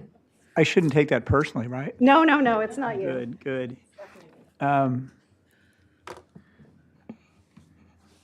There you are. I'm here, sorry, You were hiding. Yeah, First you I'm fled, good. now you're hiding, but No you're worries. back. Okay, so I'm going to throw you a softball. Okay, thank you for that. You mentioned the increased demand that would occur from build out of that MTD property. And, and that's aside from all the homes that are behind Via Real and really all the people that would love to have food on the north side of the freeway instead of crossing over to the south side. Do you also anticipate demand from all those employees that are working hard at the county campus with all its buildings near? Yes, we expect that the local, and San Marcos, but you're right, the county, I failed to mention all the county employees that are right there. You're right, I'm sure they would enjoy a restaurant nearby. And there are some of us who think that some of that land will be converted to housing at some point, is that right? I hope so. Okay. When you spoke about the study of the maximum queuing, and it would probably be, I think it was 31 was the number. Correct. Do we have actual evidence with the experience at In-N-Out? Do they exceed that 31? I mean, I know it's not chicken, it's burgers, but it's probably similar. That's a great question. I didn't study the In-N-Out queue beyond measuring the distance of it. Yeah. And I can tell you we have more than twice the distance, but instead, kind of to Commissioner Martinez's point, we studied Chick-fil-A restaurants, which were similar, and we studied 9 of them. And we learned that none of those 9 had ever a max queue over 31. So that's why we designed our queues actually 31 with space for 32. Well, whether the queue is in the project or out on the street or up a tree, I don't know. It's still there. So if you had, I'm just going to make up a number, 50 queuing at In-N-Out, that might be relevant to what we could sometimes expect at Chick-fil-A. Is that correct? Sure. I can tell you that we can handle the 50 on our site with our parking, and we are probably going to make the In-N-Out queue better because instead of standing in that big old line, they're going to probably come over to our site to, minimize the wait. And that brings me further to the potential for queuing on Calle Real. And I know you don't want that, and you've got a design that you believe will accommodate it, so it won't ever be necessary. But if it was, one, you've got all that queuing in the right-hand turn lane to get into the restaurant that doesn't really serve any other use other than turning into the restaurant. So that's potential increase. What about that slashed area? If cars are backing all the way up to Turnpike, can they use the slashed area as well? I mean, it's not just for parking buses, is it? I would recommend against that. I don't know if they're going to put any pylons or anything there to avoid that. I guess if there aren't pylons there, then in theory, to avoid, of course, blocking Calle Real. But again, our max queue is 31. That's more than twice the space of any of the existing drive-thrus, plus we have the 382, plus there's 192 just on Calle Real, plus we have a condition of approval you will put on us that we have to direct people once they hit just the 32 to park. So people just have to park and walk in and get their food. So we do not foresee any interaction with Calle Real, and I think you heard the same from Will Robertson. That leads to my next question, and it goes to that crucial finding that by having a drive-through here, we're not increasing the air pollution over what would exist if we didn't have the drive-through. And in support of that, you argue that there are people in Goleta who now drive all the way to Santa Barbara, and an extra, 2.6 miles coming back. So I guess we double that, right? Anyway, and that they wouldn't drive as far. They go to the Goleta restaurant. Do you have any information on whether those people that drive from Goleta to Santa Barbara to use the drive-through there would still come to the Goleta house or Goleta restaurant if it wasn't a drive-through? I know that Chick-fil-A has some restaurants in Southern California that aren't drive-throughs. That's a brilliant point. I think it's actually the fact that it is fungible, drive-through to drive-through, helps demonstrate If they're going to Santa Barbara to drive through, they're going to go to Goleta to drive through also, correct? Yeah, and so what I'm wondering is if we didn't allow a drive-through and just said, have a Chick-fil-A, is that going to make a big difference? Are there going to be a lot of Goleta people that say, no, I'm not going to come there unless I can do a drive-through. I won't go and park. Maybe. People see me in my jammies and I can't do it, so I'm gonna drive in, whatever they think. Maybe. I will say, you asked in my experience, my son went to San Marcos. That bell rang at lunch. He and all his buddies would jump into a car, and they would 11-minute drive to the State Street Chick-fil-A. I'm sorry, I was going to say I don't know why they're so obsessed. I apologize. But they were obsessed with Chick-fil-A, and they'd jam down there 11 minutes, have their food, jam back to campus. I know those guys wouldn't have, they would just go there to the Chick-fil-A here and pile out of the car, right? Probably. But do we have any evidence from the Chick-fil-A side as to how many people are coming to the Chick-fil-A restaurants that have drive-throughs that wouldn't go there if they didn't have a drive-through? Do we have any Wouldn't information go to anywhere the on this? State Street store if it had a drive-through. I don't think we have that evidence, no. Okay. Well, thanks. I have no other questions. Okay. Commissioner Ford? Thanks. I'd like to follow up on just what you were talking about with regard to the site size. Is that what determined the decision to go to a drive-through? Because I too have seen that there are lots of Chick-fil-A's that are just restaurants and walk-in. So can you give me any historical information about why the decision for a drive-through, almost with the understanding it's going to be controversial? Well, Carlos is ready. Let's have Carlos answer that. Great. Thanks. Good morning, commissioners. And first off, so for the record, my name is Carlos here representing Chick-fil-A. I do want to start off by saying a very big thank you for allowing us to be here today. And also a big thank you for all of the staff that we've been working with diligently for however many years, and members of the SBAR, Board of Architectural Review Board. We're excited to be here. I think to answer your question specifically, this might be tackling two of those questions. Every site is different based on all kinds of factors, geographically, demographics, density. The best and maybe most straightforward answer is it varies on site. But our experience has been, while we don't have the data to predict very accurately what the ratios will be between drive-through and dine-in customers, what we do know is that what works best on a self-maintained site like this is when we have a balanced site. When we have a balanced site that incorporates both dine-in customers and a drive-through component, it allows for the most optimal, safest circulation, both on-site and off-site. We acknowledge that there are customers that want one of them, right? We're going to get drive-through customers, and we're also going to get non-drive-through customers. And so we don't, it is not conducive for us to have an isolated site with just without a drive-through. The drive-through is a critical component to the business. There are projects that don't have them, but those also usually have a sea of parking in between them. Think a shopping center. Right.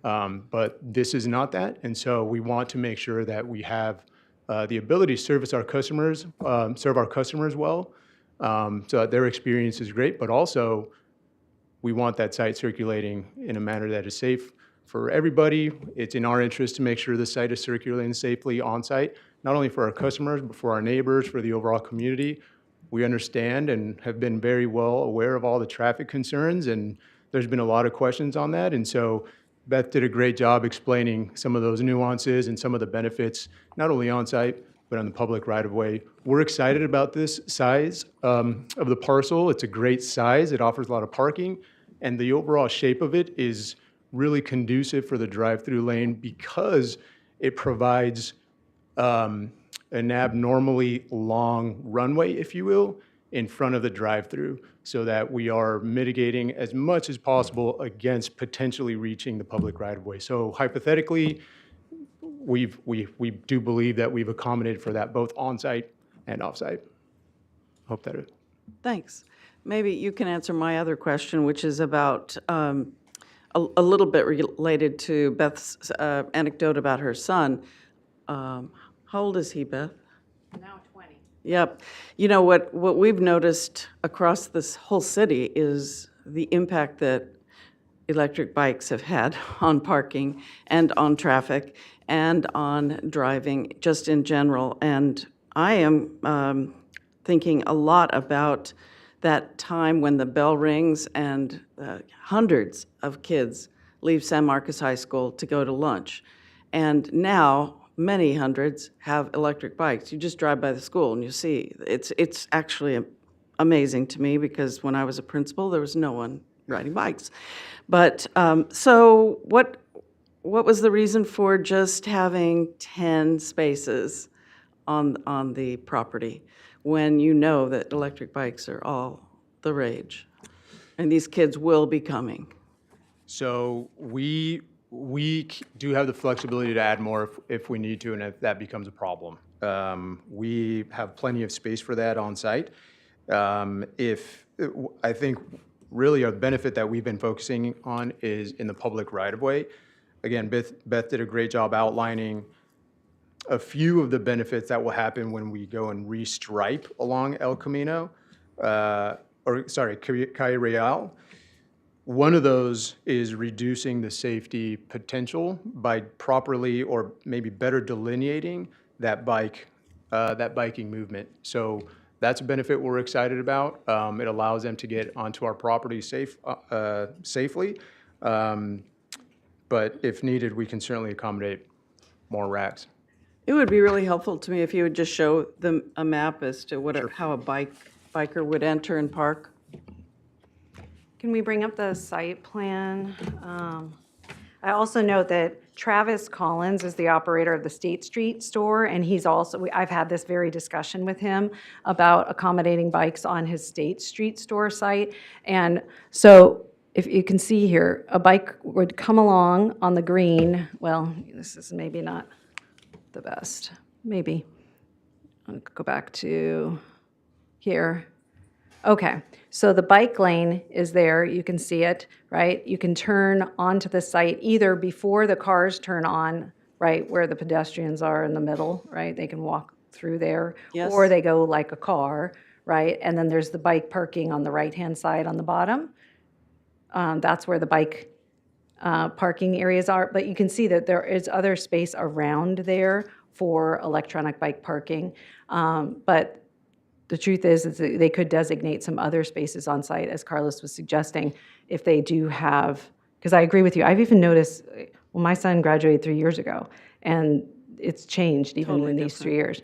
But that kind of highlights an issue, which is called, it's just an operator is flexible. Like they will need some flexibility when things change with your business. And a lot of people, do change things. When COVID came, people changed the way pickups were, right, at different stores. You had the touchless pickup. A lot of operators need that flexibility. And certainly Chick-fil-A, among all, wants to avoid impacts. I represented them during the State Street store situation with the city of Santa Barbara. They were actually trying to get revisions done to their site because they saw the popularity. It was just slow in the planning process, and that's what led the city was getting so much pressure. We ended up in that enforcement nuisance stance. But that was corrected, and part of that settlement was processing some changes, tweaks to the site plan to kind of highlight your point. Understood. I lived in the area too, and it's really clear that Chick-fil-A, among all other businesses in the area, is tremendously responsive. So I appreciate you bringing that up. I have a question.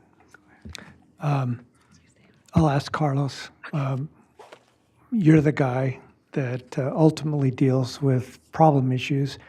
And early on in the process, it was indicated that there could be a situation, or we would react to a situation where there are too many cars in the queue, and that those customers would be asked to park, use one of the parking spaces to relieve the entire parking lot.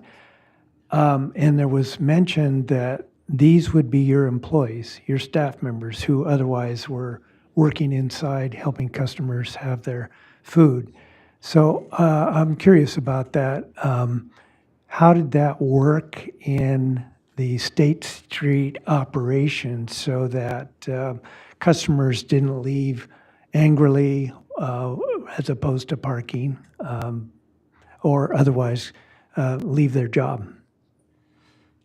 Sure. So, Commissioner, the 10 stalls that I believe were shown on the screen for team member parking stalls, we generally try to have our team members driving to our site that work at the projects and the stores park in the areas where there's does not have high turnover, right? In other words, we're trying to isolate and to keep that potential for high turnover separate from the drive-through or the busyness of the site. So that's really the idea.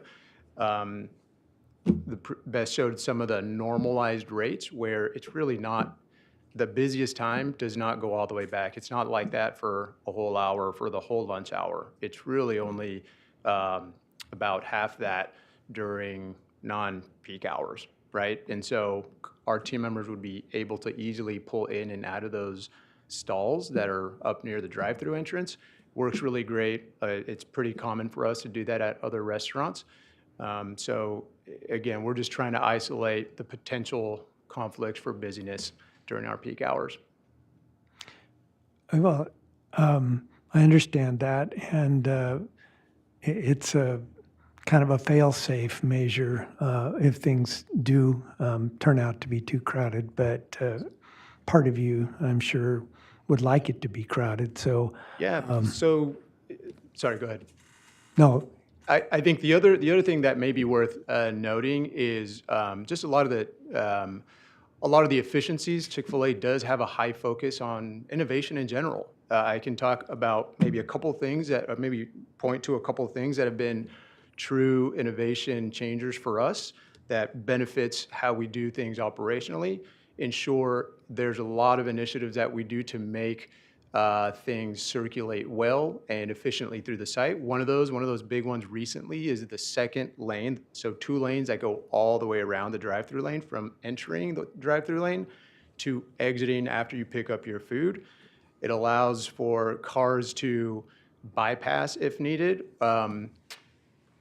So cars aren't waiting for, if you order a big meal as car number 1 and you order 60 sandwiches, and we hope they do, car number 2 and 3 and 4, our team members can start delivering to cars 2, 3, and 4, and then they can go around. And so we have apps that actually also drastically help us plan accordingly, which helps us be a lot more efficient. And so what that means is we know they're coming. We know that we can start the process a little bit early, and then we can make the food right when you get on site instead of having to wait for someone to take the order or place an order and then make the payment. So it just skips a couple of the steps, whether you're in the drive-through lane or whether you're choosing to come inside to the store or whether you're parking.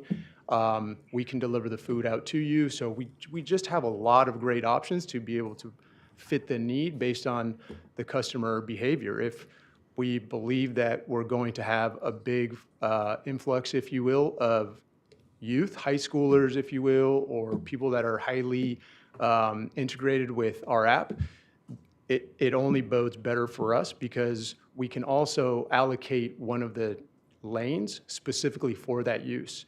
So again, it just makes that outside lane go a lot faster. You're not having to wait to place your order. You're not having to make the payment. You're just scanning, you're showing up, and then you're just taking the order through the drive-through lane. So plenty of options.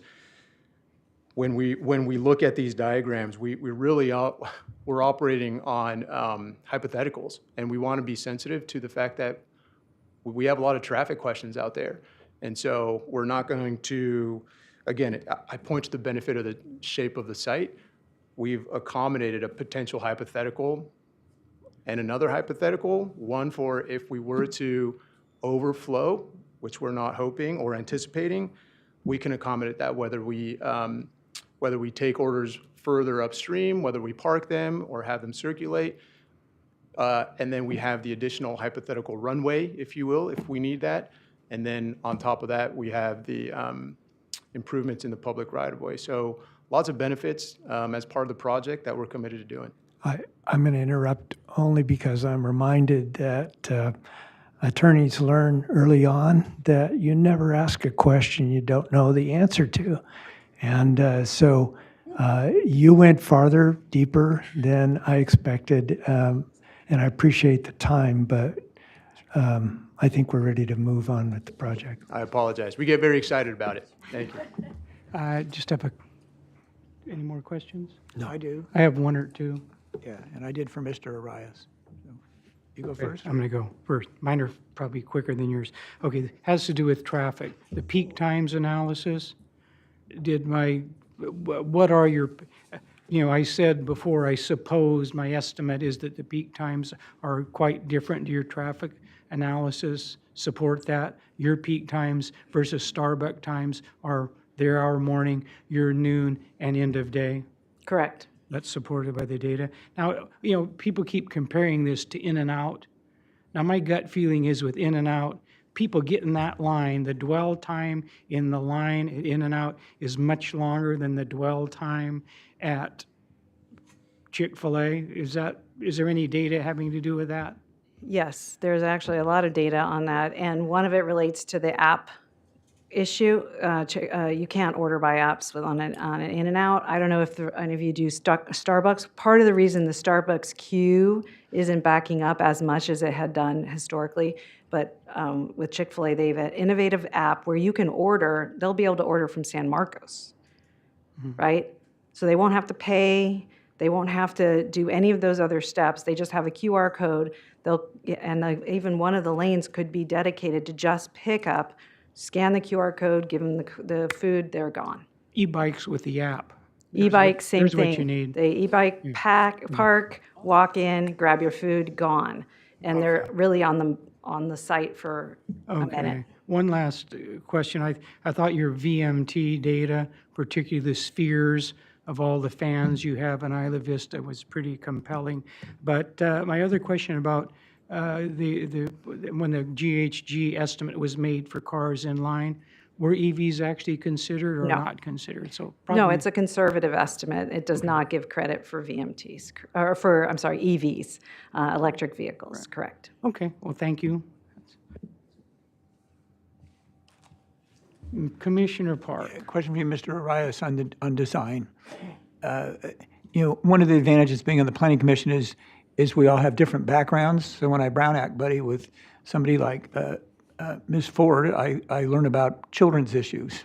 And one thing we've discussed is families navigating the site. And I think of elderly people like me with mobility problems, like I've had, navigating.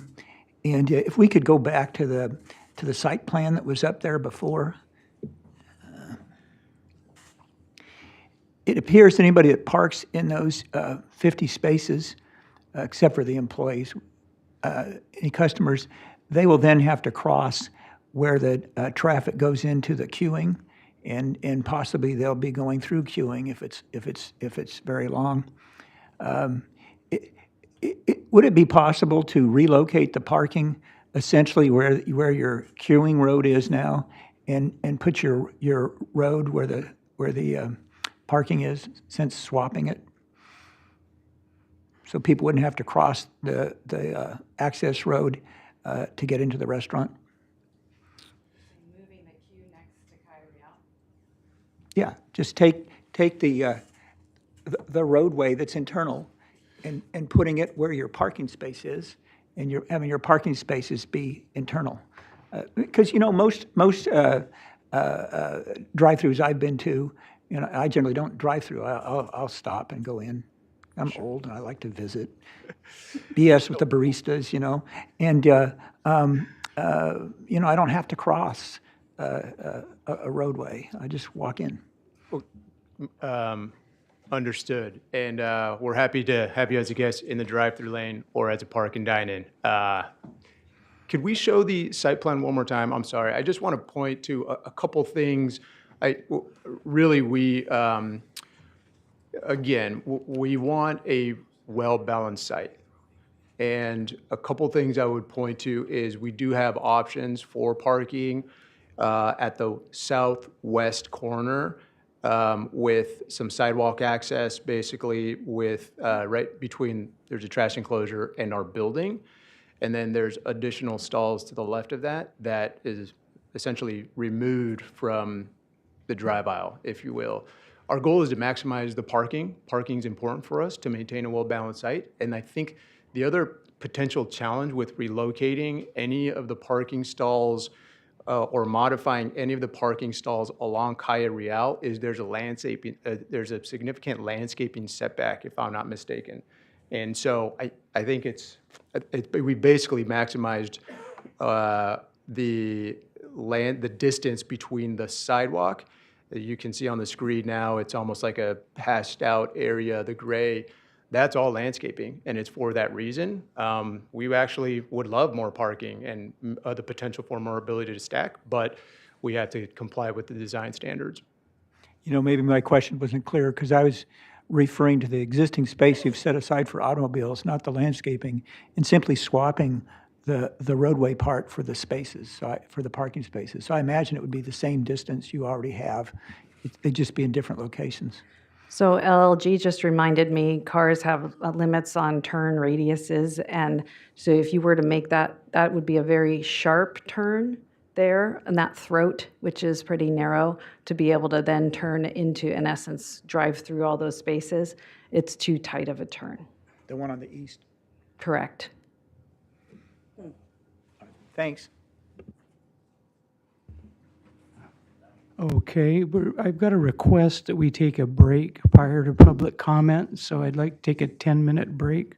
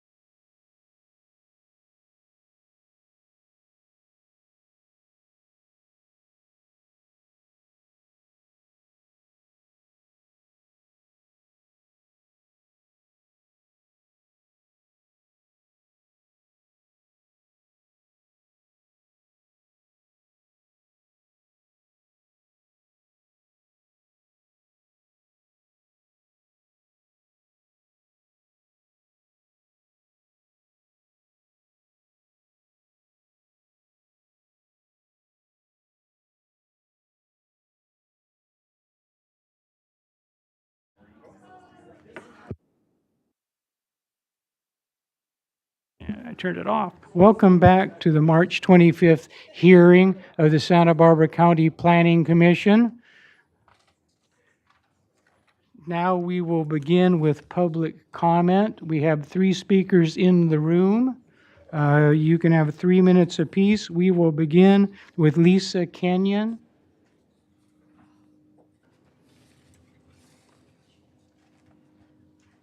Ms. Kenyon, please, speakers, please state your name and residence.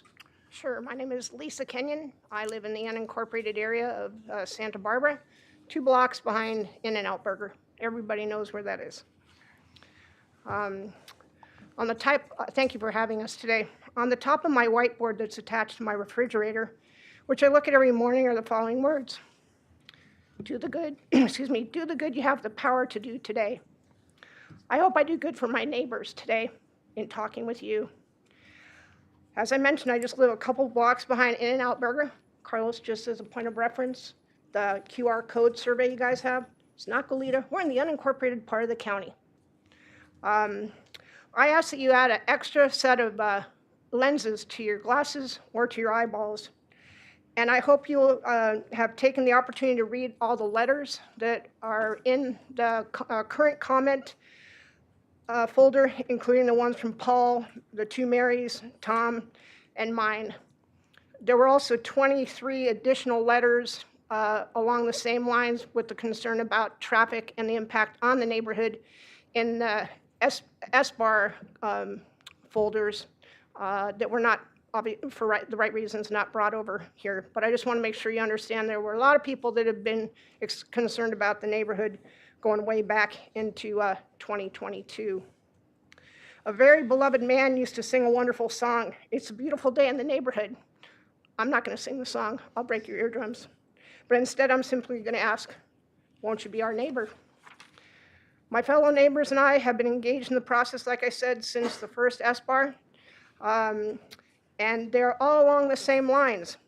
I have to admit we were quite disappointed. In fact, at the 3rd SBAR meeting, a voice came over the loudspeaker telling me that I was not allowed to talk about any traffic issues. I basically got a smack down. Not cool for public comment time. But today we're here. While each of the current letters and the past letters are unique with the people was mentioning, each one contains the primary concerns about the existing 3 drive-thrus and the proposed 4th one. I'll ditto the letter writers who eloquently described how, in their minds, the traffic report and the air quality report results warrant further review. By the way, there has been no change to the Starbucks drive-thru. As I went by there this morning, there were 6 cars on the street. And to answer your question, Commissioner Park, the only change that was made after that appeal hearing, from my perspective, is they put a sign up. It's yellow with red lettering that says it's illegal to park here in the queue line for the drive-thru. Hasn't made a difference. Has not made a difference. All of us expressed the importance of not looking at this project in a silo or in a vacuum. It's not just about the old IHOP property. The neighborhood has been dealing with vehicle queuing at not 1, not 2, but the 3 drive-thrus for years. It is difficult for me to comprehend how the planning department has concluded that this project will not be detrimental to the comfort, convenience, general welfare, health, and safety of the neighborhood. A picture is worth 1,000 words, so I ask you to take a look at some of these pictures. I went a little cray-cray after the meeting where the manager of the Ramada said, there's no problem with queuing at Starbucks back in 21. I have over 100 photos. This is just a selection. Thank you. You're running, your time is up by about 30 seconds. If you got one sentence or 2 to wrap it up. How about if we just show the Starbucks video, if we could, David? My bottom line is, please don't compound the problem by adding another drive-through, or at least get an independent evaluation. This is In-N-Out. This is, that was El Sueño, which is not included in here. I know it's outside the 1 mile, but from all of our residents, we're concerned about people trying to make that turn, especially if they're from out of town. Thank you. Did you shoot that video yourself? That one I did, yes. It looks like you're holding the camera and driving at the same time. I am. I had You know, to that's do that. a moving violation. You know what? While you're trying to demonstrate a safety trying to thing, do- you're committing a moving violation, Wow. You which know is, what? You kind of surprised me that you're bringing that up. It's interesting. Because you guys are not looking at the whole thing, and you have not believed us when it comes to what the problem is. well, we've never addressed it before, so that comment I Well, don't think is let's valid. bring up SBAR. Next, we will have Kristen Miller.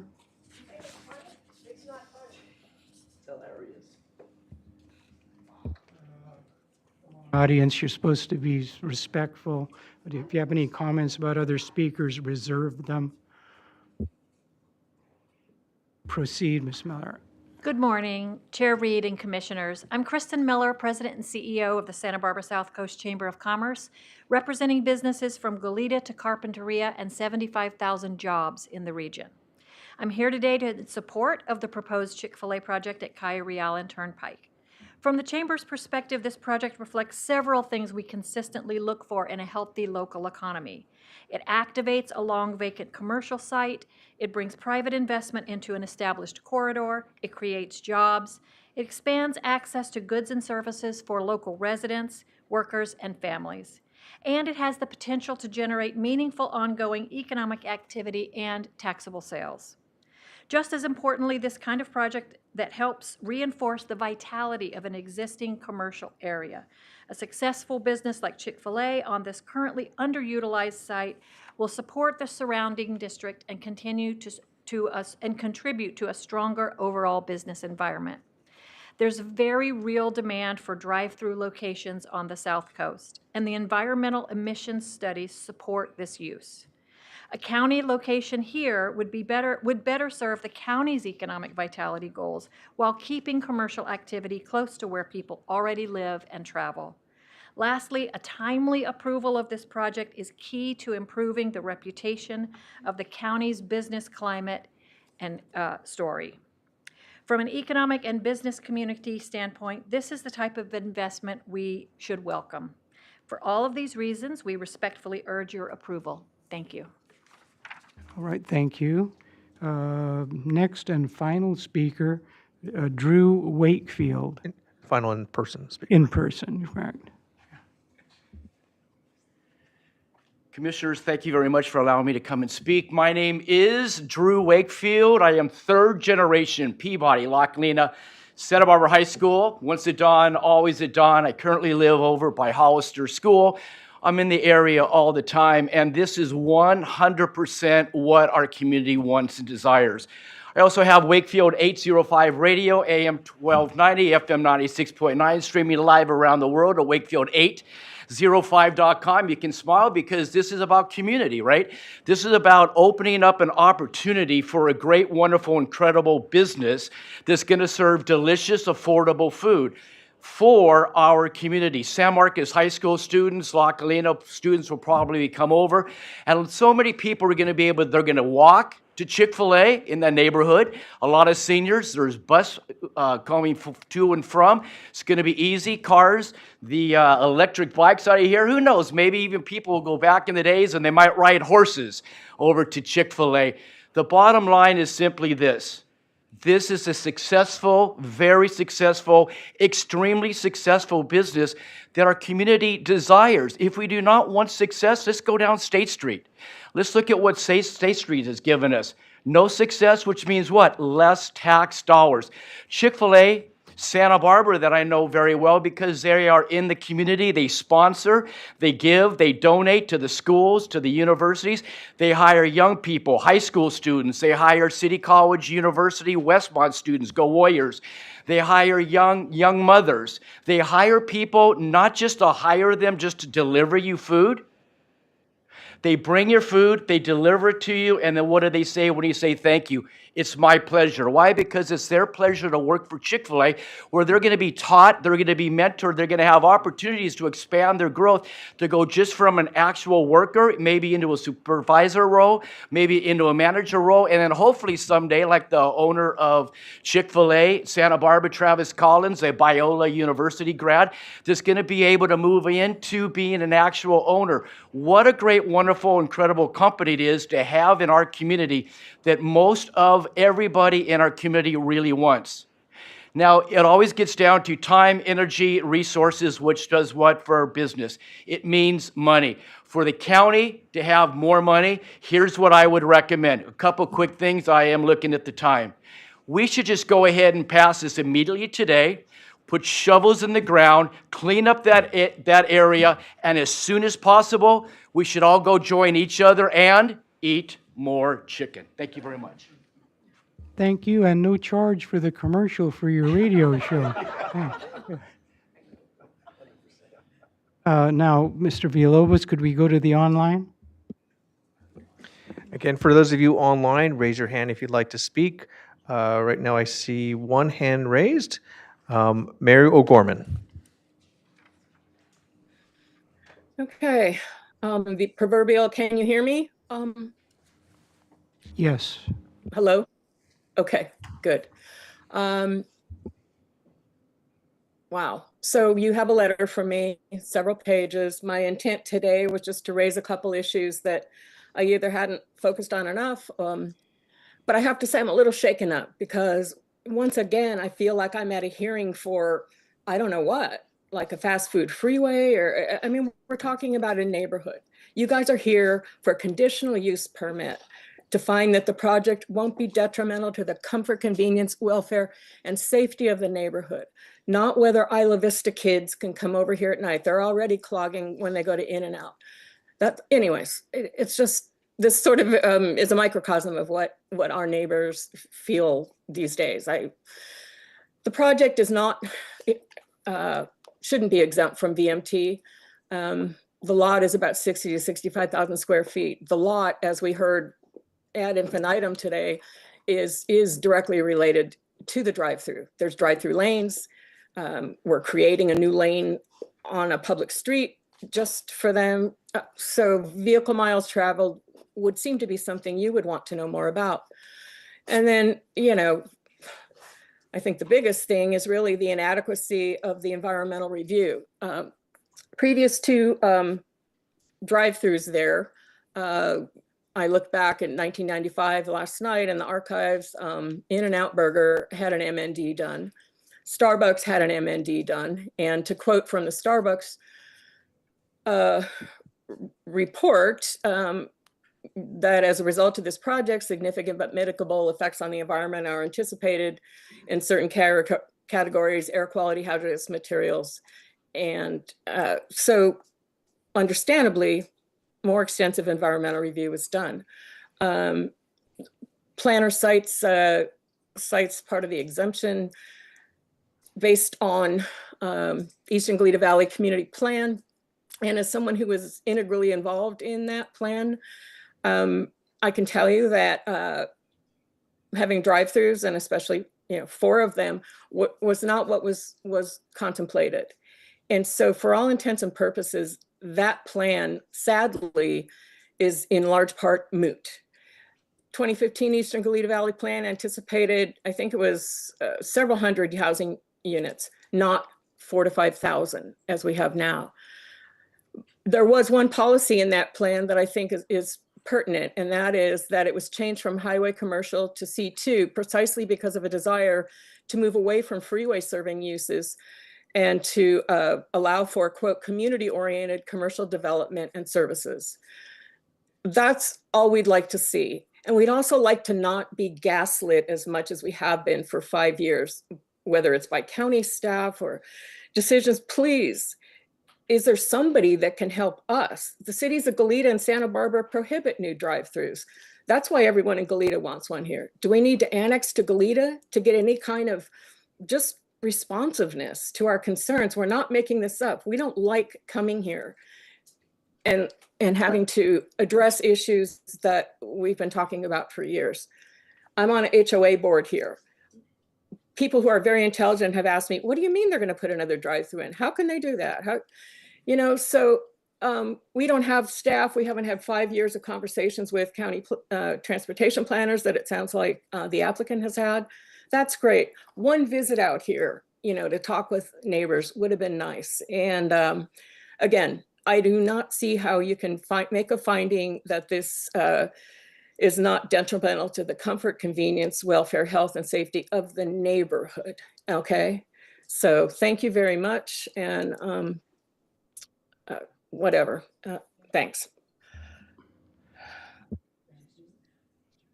Now for applicant, any rebuttal? 5 minutes.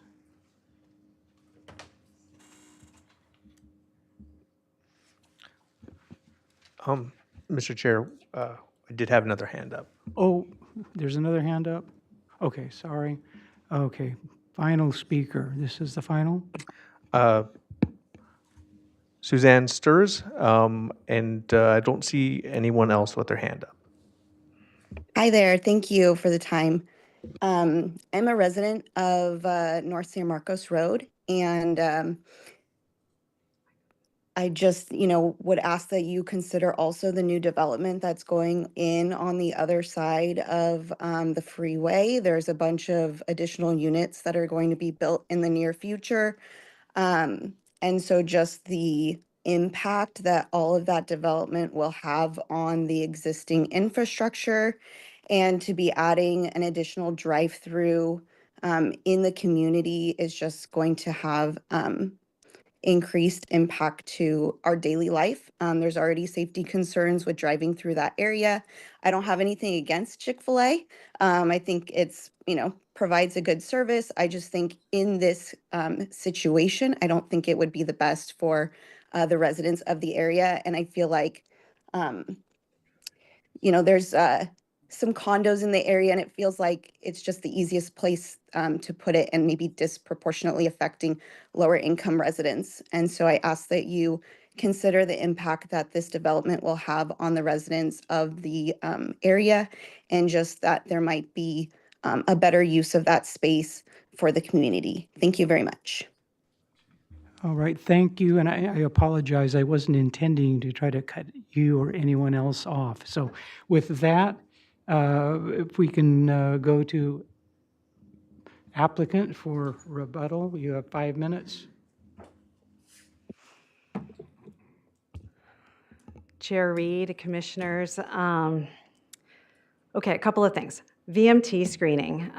So the standard is that if you're 50,000 square feet of local serving uses, like a local retail Costco, you get screened out. So your parking lot is not counted, it's just the square footage of your building. We are a 2,600 2,600 square foot building, so far below that threshold. But even if you included that little area of the driveway, we're still below 50,000 square feet. But that's not the standard, as you heard from staff and everyone else, the standard, we fall well below. Cumulative impacts of all of the other residential projects were considered in the traffic report. So the traffic report considers all those housing element projects and the other projects in the queue. I really took to heart the comments of the neighbors. It's clear that they're really upset. And I do believe, after having studied this with the traffic reports and talking with not one, but two traffic experts about this, and really considering this for years, this project will improve the Calle Real corridor, the safety, the circulation, and the visual character of it. The striping is going to improve the bicycle safety and will clarify the traffic flow and of the cars.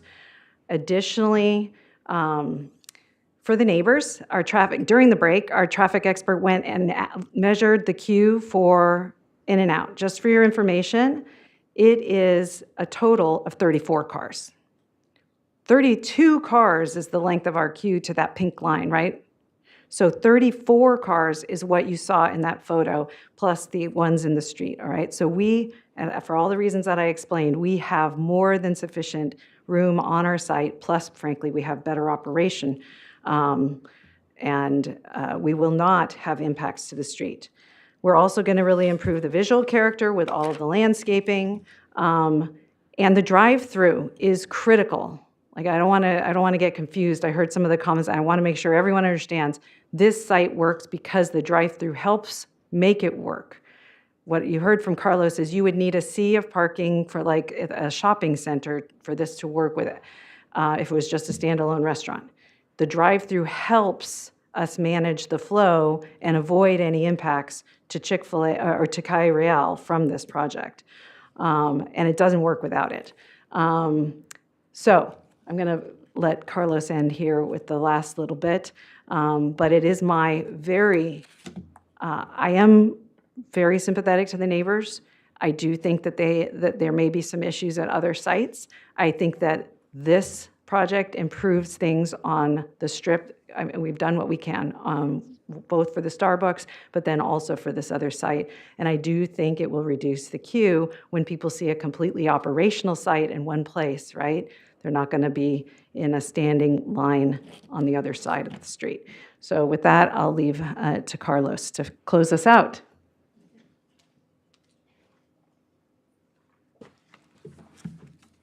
Thank you, Beth.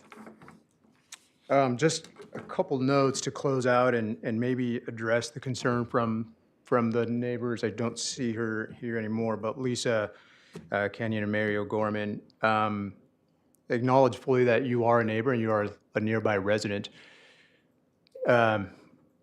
We consider ourselves to be a neighbor as well, and we want to be a good neighbor. We have a unique operator model that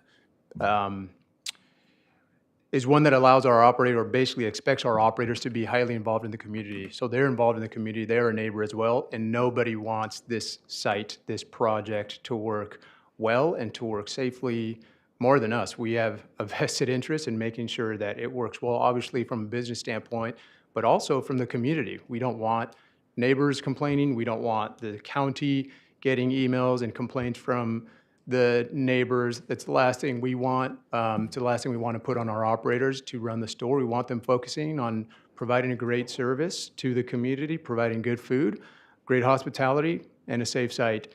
We're going to work the hardest at making sure that this plan works. And I guess I just want to end with the fact that we believe that we are going above and beyond in being a good neighbor by helping improve the actual conditions that are in the road now. We're not just coming in here saying, we'll see what happens. We've put a lot of thought into it. We understand some of the concerns and have been working diligently with the county. And so we truly believe in this project. We believe that we're going above and beyond by making physical improvements in the public right-of-way. All right, thank you. So at this time, we will close the public hearing. It's time for commissioners' comments, questions, deliberations. Can we start with Report. questions of staff? Excuse me? Can we start with questions of staff before we go into deliberations? Okay, go ahead. Yeah. I'm just curious, because I'm trying to set our ordinance in context, and I know that Carpinteria, Montecito, Goleta, well, I don't know about Goleta. Santa Barbara don't allow drive-throughs. Does the city of Goleta allow drive-throughs? Mr. Chair, Commissioner Park, I'm not sure. I would have to look into that. Do you know? Can I ask Ms. Collins to answer that question? We just don't know off the top of our head. We can certainly try and look into it. I happen to notice. Chair, can we have leave Ms. to Collins, open it so she can speak to go this? ahead and answer. Yes, you are allowed in the city of Goleta to have a drive-through with a conditional use permit, like the county. Thank you. Okay, that was my question for staff. All right. We're ready for deliberations.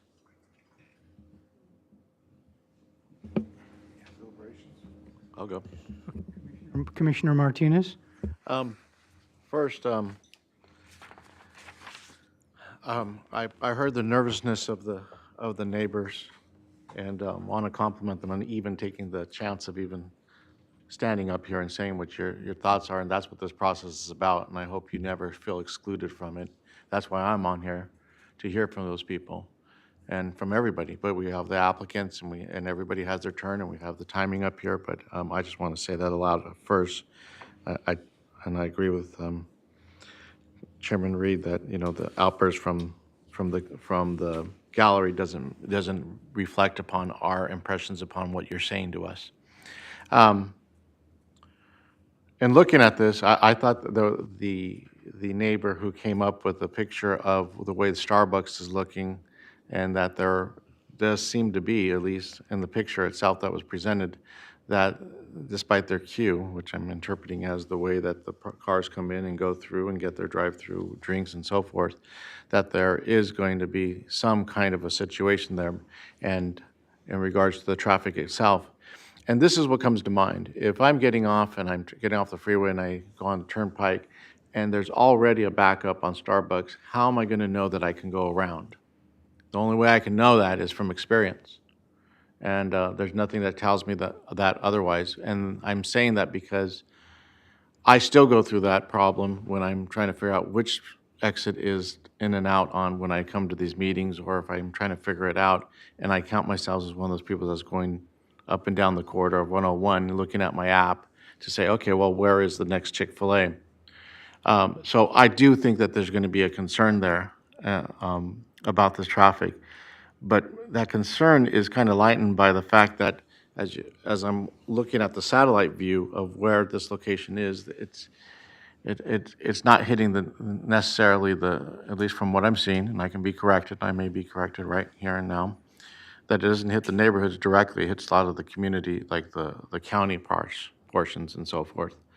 And I will say this to Chick-fil-A, that I think, to me, and I am an attorney, so you can hold that against me too, I do believe in local counsel, because she can stand up here and say, I'm part of this community. My kid went to school there. It matters. To me, it does matter. If somebody from Los Angeles comes up and says, well, this is where it's from, it doesn't matter to me. I mean, well, it does matter to me, but in the negative. And you've given your word up here saying you're going to try and work with it. I appreciate the fact that you can't think of every single hypothetical. I was thinking when everybody was talking about, well, the kids are going to drive up in their e-bikes and use the app to get their food. Well, I can only imagine that you're going to have the Uber drivers coming in, picking up stuff. I mean, there's just so many variances that are coming in, and whoever thought of that 10 years ago, and it's always going to be changing. But I see the effort here, and I see the design. I was actually impressed by the design of how it looked and ran through this, and I could envision how it would actually, the traffic would come in, even if you got backed up in the queue. I don't think that somebody's going to really listen to some 16-year-old or 17-year-old and said, sir, you're going to have to park right there with your family who's starving and go inside and get your food. I reflect back to Disneyland when I worked there and telling people, you can't get into this restaurant right now, you can go to the next one, and it wasn't going to work. I was a deer in a headlight. So my end impression is this, is that Chick-fil-A, well, your reputation precedes you. You are part of the community, you try and be part of the community, and you've given your word here with local counsel about trying to address these traffic problems and not ignoring them. That's what's to me. And but of course, I come from drive-through heaven over there in Santa Maria, where we have Chicken Row at Betaravia, and I see what happens. I see how popular Chick-fil-A is and of the cause of situations. But I do think the one variance that is not going to be able to be addressed on hand is if you get off on Turnpike and there's already a backup at Starbucks, how do you know? And that's a challenge I think that really needs to be thought of and addressed through this process, because I know that it goes to the county from here. And I'm just saying that I would vote for it to proceed on to the Board of Supervisors, and hopefully you can address that concern when it comes to the Board of Supervisors. Thank you. Commissioner Park. There's a lot I like about this project. It is, to me, kind of an ideal match of parcel to user. I mean, I can't imagine a better parcel for you to use, but I also can't imagine another use of that parcel. I can't even imagine a car wash there. I don't know. And that's important. There's certainly a demand for this. We've heard all that. So I like the design. I'm not as concerned about the compatibility. issue, and it's, of course, a finding we have to make with CUPs, because I think a lot of the traffic issues have been addressed through the design. But the important point to me is really not, what do I like? Do I like the color? Do I like chicken? Do I like this? It's, what's our job at the Planning Commission? And it's to follow the law, okay? And the law is not always very clear. We can see on VMTs, it's not really clear at all. And I frankly reach a different conclusion than the applicant and staff on the screening thresholds, but I'm not going to argue it because I don't have any better evidence than you do. And, you know, the board can deal with that issue. But the law we have to look at here that's important is the development standards, 35, 42, 130. And that applies whether we do VMT analysis or not. That they're separate issues. And we have to find that the development standard is met. The drive-through facility shall have no greater adverse impact upon air quality than the same use without the drive-through facility. And when I read this packet, there was not one scintilla of evidence that was true. That's because the public record didn't even have your traffic study in it or the air pollution report. And I don't know whose concern that is or not. Everybody should have been concerned, and everybody should have got it in there. And I forced it in there, and there you are.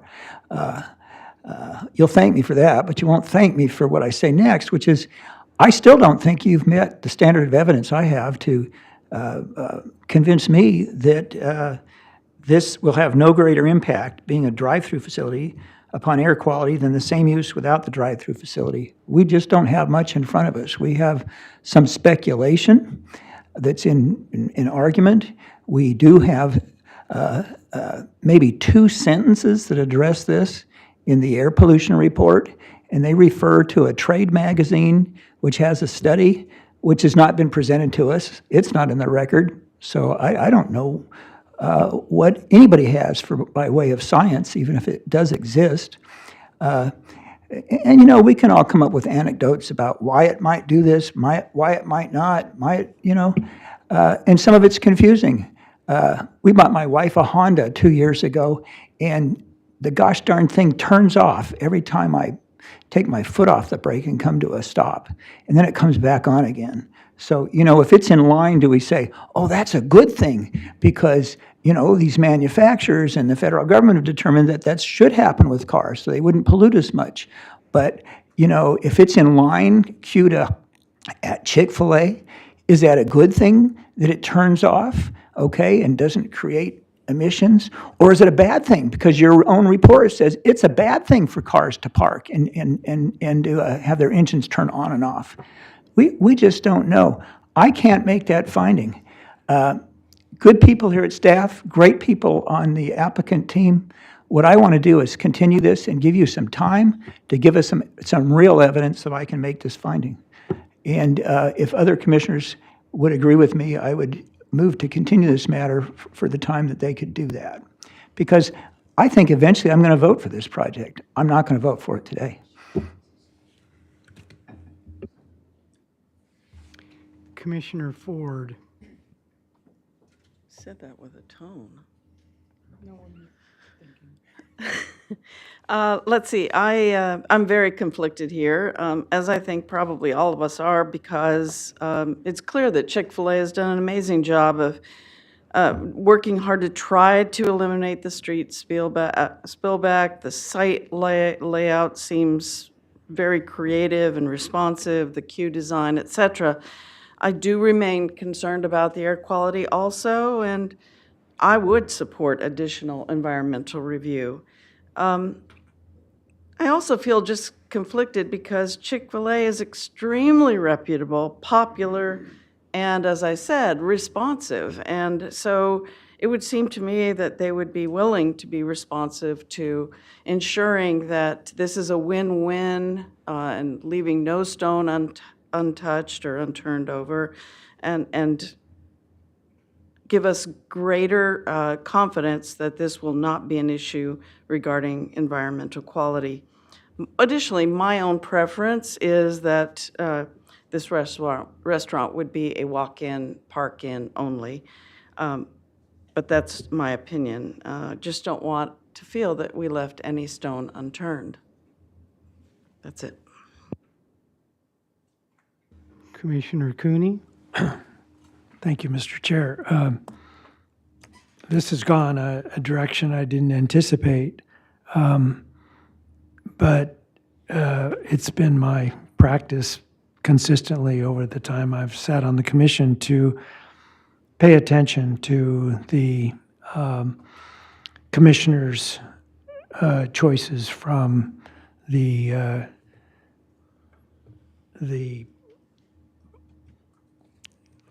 people they represent.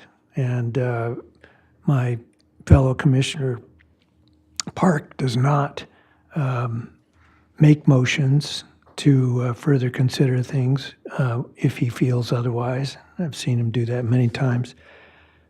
So while I feel this project has a lot of potential, it would be to our benefit to do as much as we can as a commission here to review that and make sure there isn't an obvious correction that we overlooked.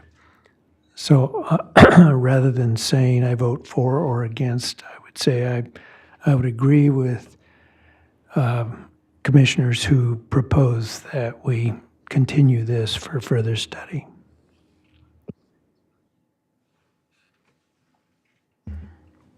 Hal, I look at this project, I look at the site, I think the site's ideal for this project. I'm very impressed with what Chick-fil-A has done with the site to make maximum use of its advantages due to its layout, its configuration. I've been similarly impressed with their efforts to mitigate the traffic problems in the area. And foundational to that is that Starbucks on the corner. I don't see how anyone can look at that map of that Starbucks location and not have foreseen that it would be a considerable problem. I'm reassured, though, that the entrance for this site is relatively far removed from Starbucks. So I don't think it would contribute to that.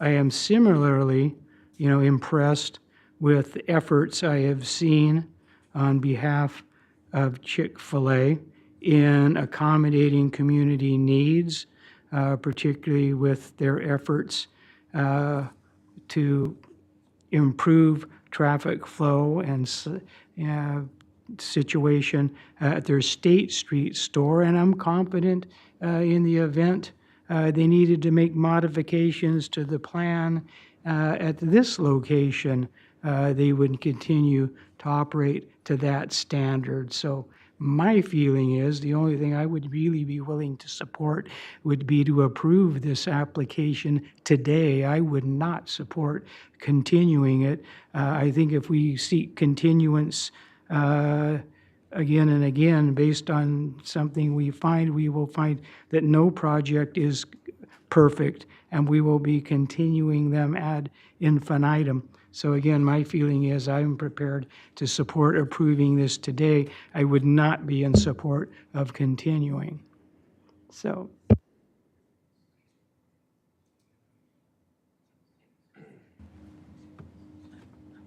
Any further comment, or is someone prepared to offer a motion?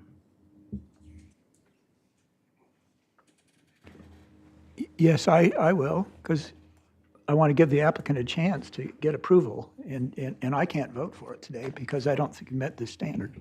And so I want to give you time to be able to do it.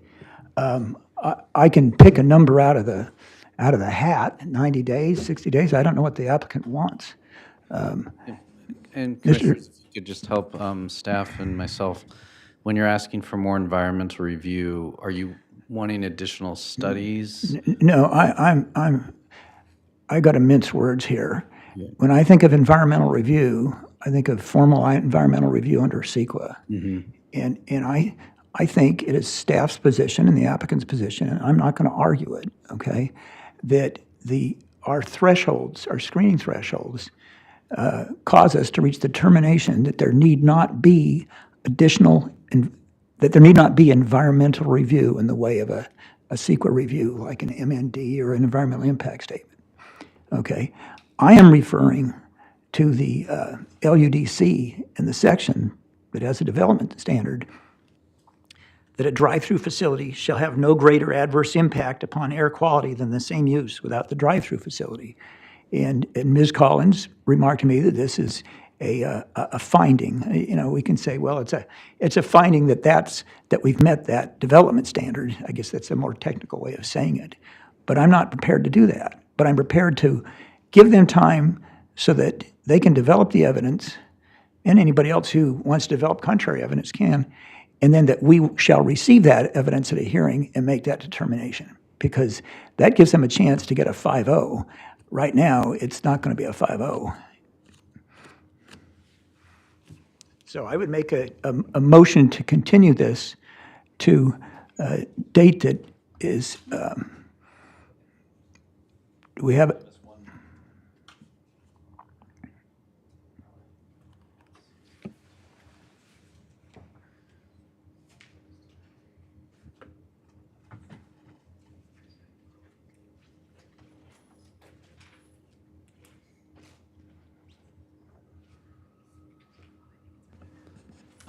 The applicant is asking for about 60 days, so we can look at the May 27th hearing, if that works. So can I use that in my motion? Is that right? May 27th.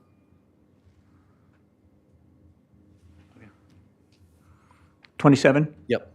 Okay. The motion is to continue this matter to May 27 so that we can receive additional evidence from the applicant and others regarding whether this drive-through facility will have no greater adverse impact upon air quality than the same use without the drive-through facility. Do we have a second? Second, with gratitude for the clarification from all parties, and also just to underscore the responsiveness of Chick-fil-A. I really want this restaurant to go through, but I want this to be a win-win. Second. Let's do a roll call. Let's do a roll call. Commissioner Cooney, I agree with that. Aye. Commissioner Ford, Aye. Commissioner Park, Aye. Commissioner Martinez, Nay. and Chair Reed. No. Motion passes 3-2.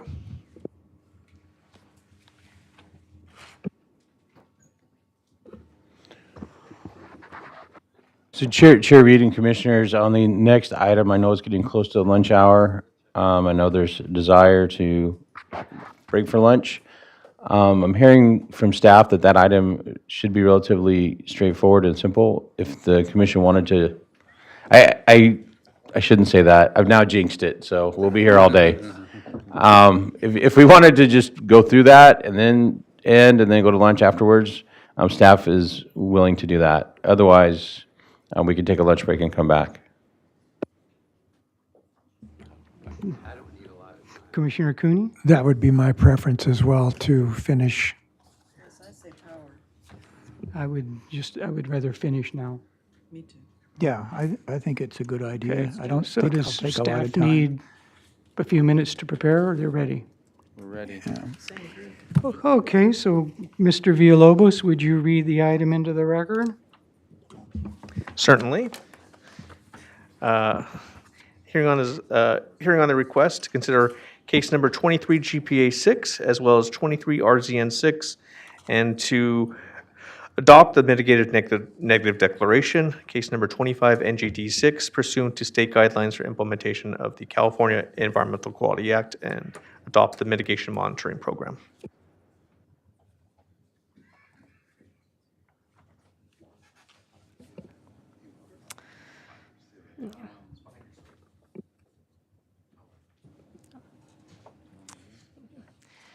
Good morning, Commissioners. I will now be presenting the Rose Comprehensive Plan Amendment and Zoning Map Amendment. The property outlined in blue on this map is located at 1251 Orchid Drive in the Eastern Goleta Valley Community Plan Area, 2nd Supervisorial District. The property is a 2.33 acre lot zoned to Agriculture 1 with a minimum parcel size of 10 acres. The property is currently developed with an orchid nursery. Access is provided off of Orchid Drive, a private residential cul-de-sac. The property is surrounded by lots zoned single-family residential and developed with residences to the north, east, and south, and a lot zoned for agriculture to the west.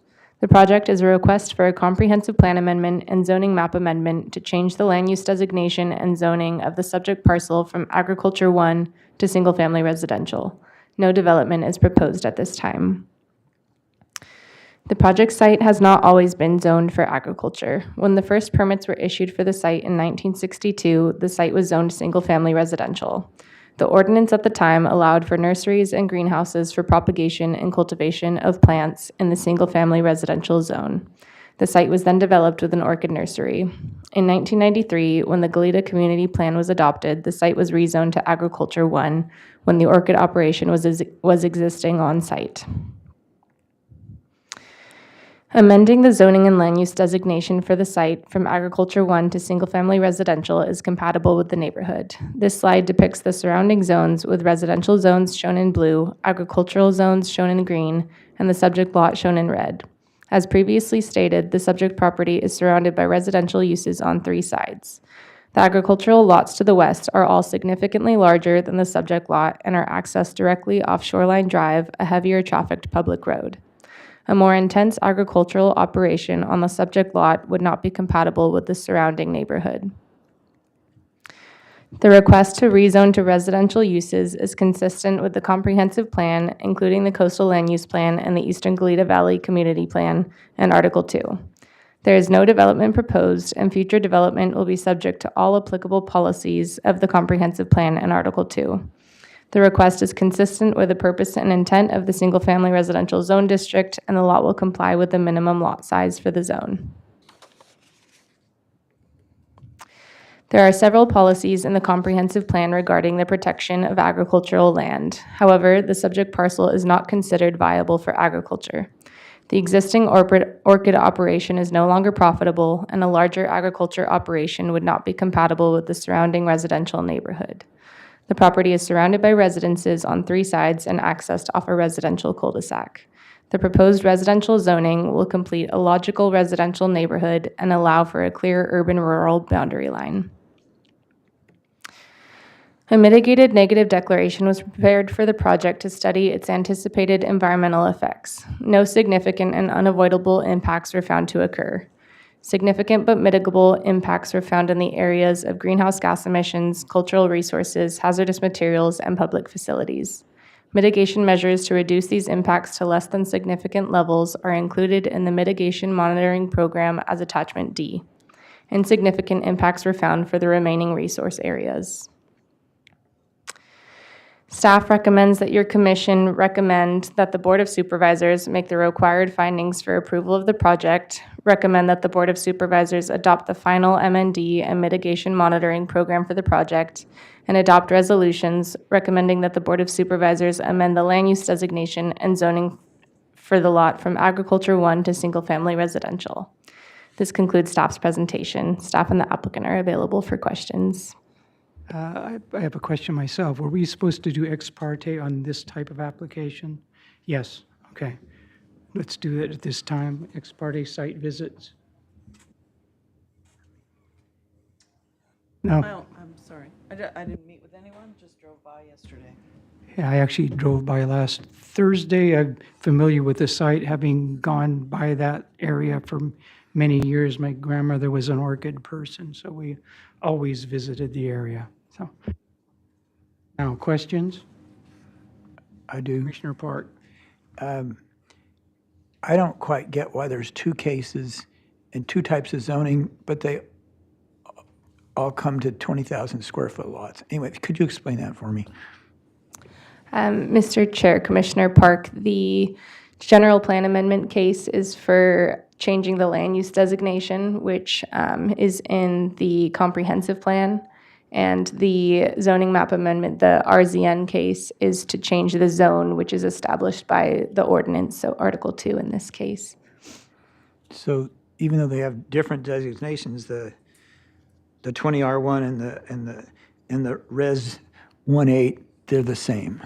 Yes, it would be the same minimum lot size. Well, it always makes sense in planning. Thanks. No further questions.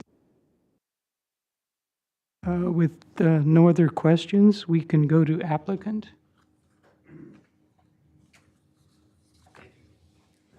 Is that on? Thank you, Chair Reed. Steve Fort with SEPS Land Use Consulting.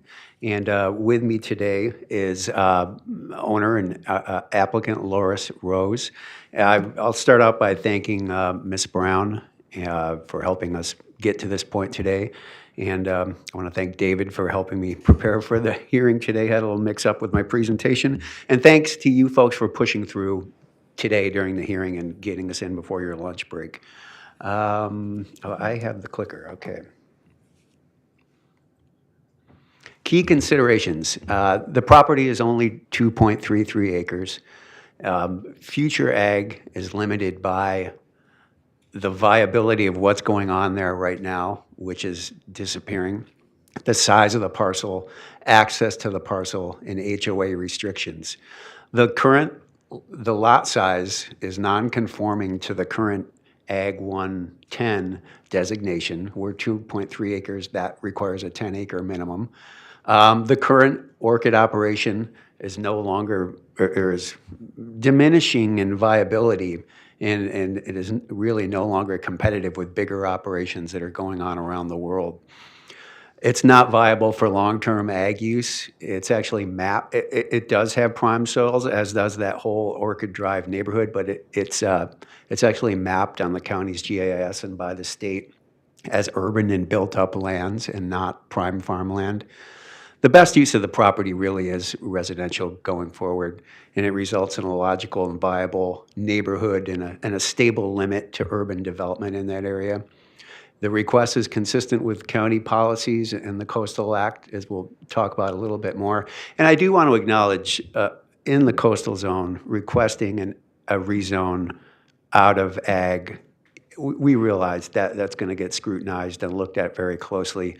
But in this case, it's a 2.3 acre parcel that's really, its ag life has been reached at this point, and that's why we're asking for this request. And going back to the point about, we realize it can be a sensitive topic. We have been in touch with Coastal Commission staff in Ventura. I know Ms. Brown's been in touch with them, shared information with them. We had a Zoom call with them to help bring them along. So just FYI, we have been in touch with the coastal staff in Ventura. I'm going to kind of skip over the maps. I think Ms. Brown addressed those. I did just want to point out again, this is mapped as urban and built-up lands by the county and in using the state as a source for that data. Just a little bit on the history. The operation was developed in sometime between 57 and 65. It's really never really been a neighborhood where intensive agriculture, in-ground agriculture in this block of the neighborhood was ever really foreseen. The neighborhood really grew up around it if you study the aerial photographs through the years. This one here is from 1976, I believe. I have some information about when the lots were created. Ms. Brown talked about the initial permitting and zoning. I think the point here is it's always been limited to a small above-ground operation, and the residential development just continued to grow around it since it was developed between 1957 and 1965. Just to go over some of the constraints on future ag here. Again, orchid business changes impacted by larger growing operations, and there's less viability for small-scale operations and private collections. It's really become cost prohibitive at the site, and it's not financially sustainable anymore. The only access point is driving down that stub of Orchid Drive through the residential area. So any delivery trucks, employees, shoppers are going through that residential area to get to the existing business. You probably saw the public comment letter from the Moore Mesa Homeowners Association. I realize the county doesn't usually put too much credence into what's going on between private agreements and CC&Rs, but they do exist, and that the properties are limited by the CC&Rs of the neighborhood. They can only do above-ground horticultural activities.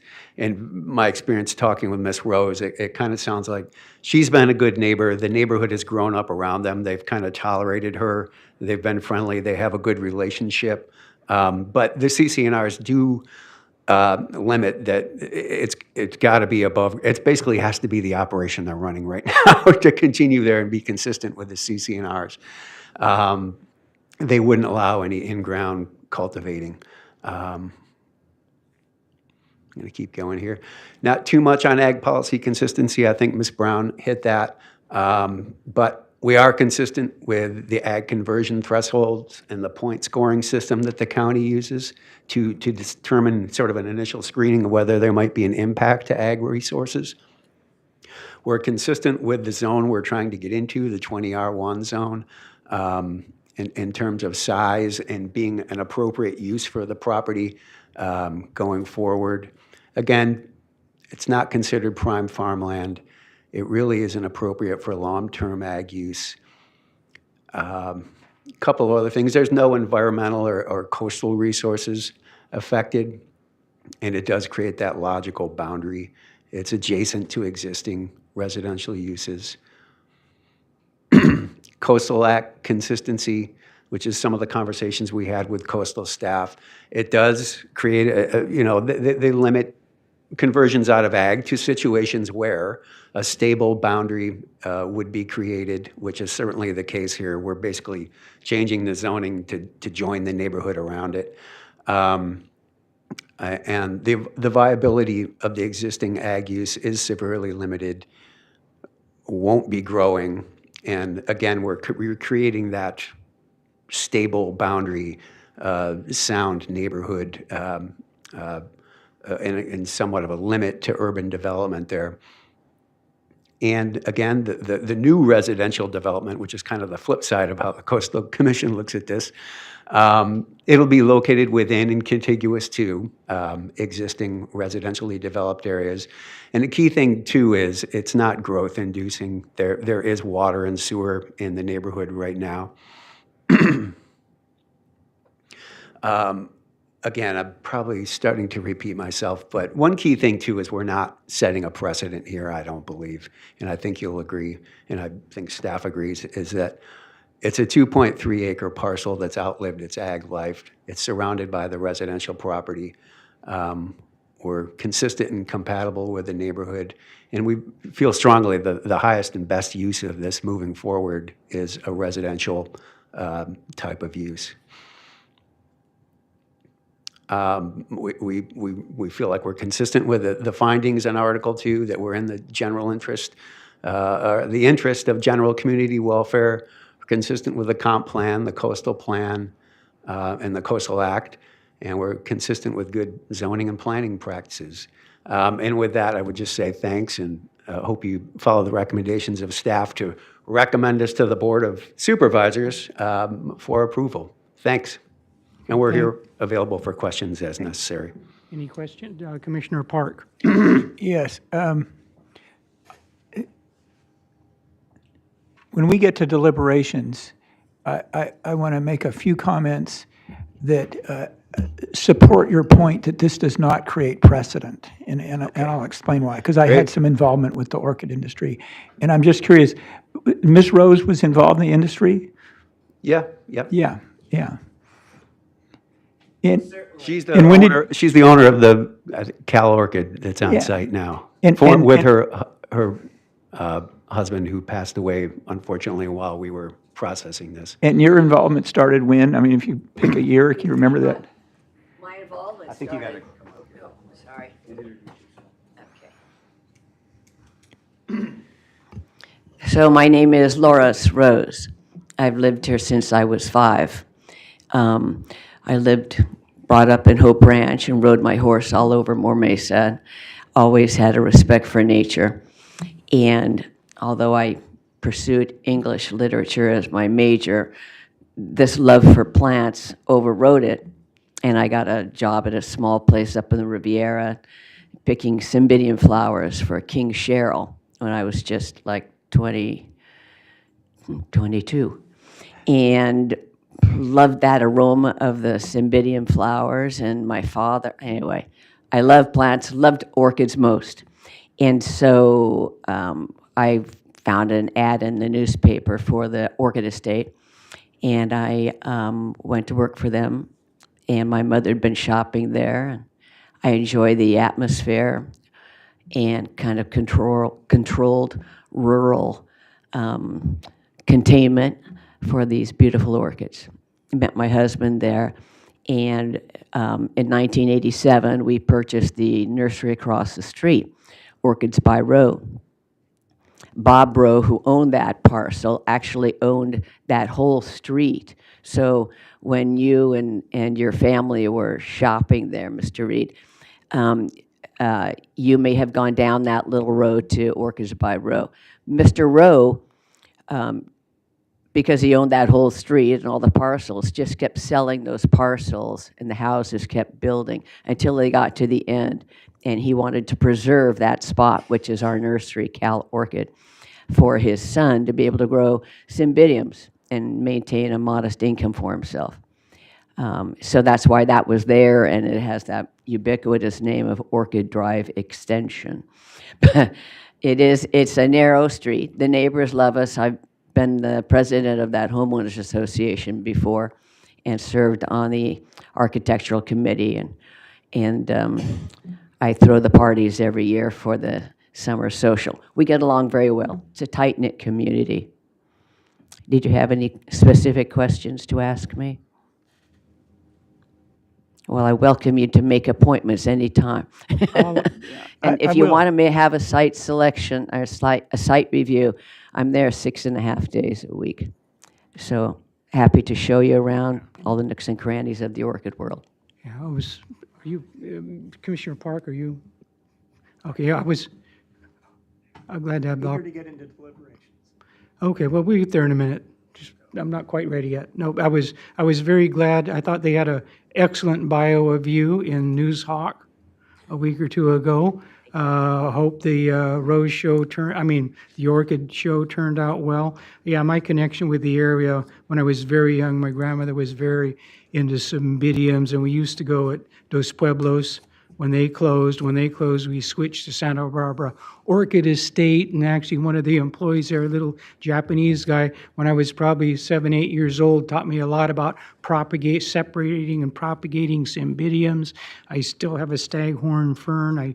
I've been dividing and growing since I was a little kid over these many decades, but nonetheless, so we do have some commonality there. I appreciated this story. And I also appreciate your predicament in trying to practice any sort of ag when you're kind of surrounded by what is a really beautiful neighborhood up there.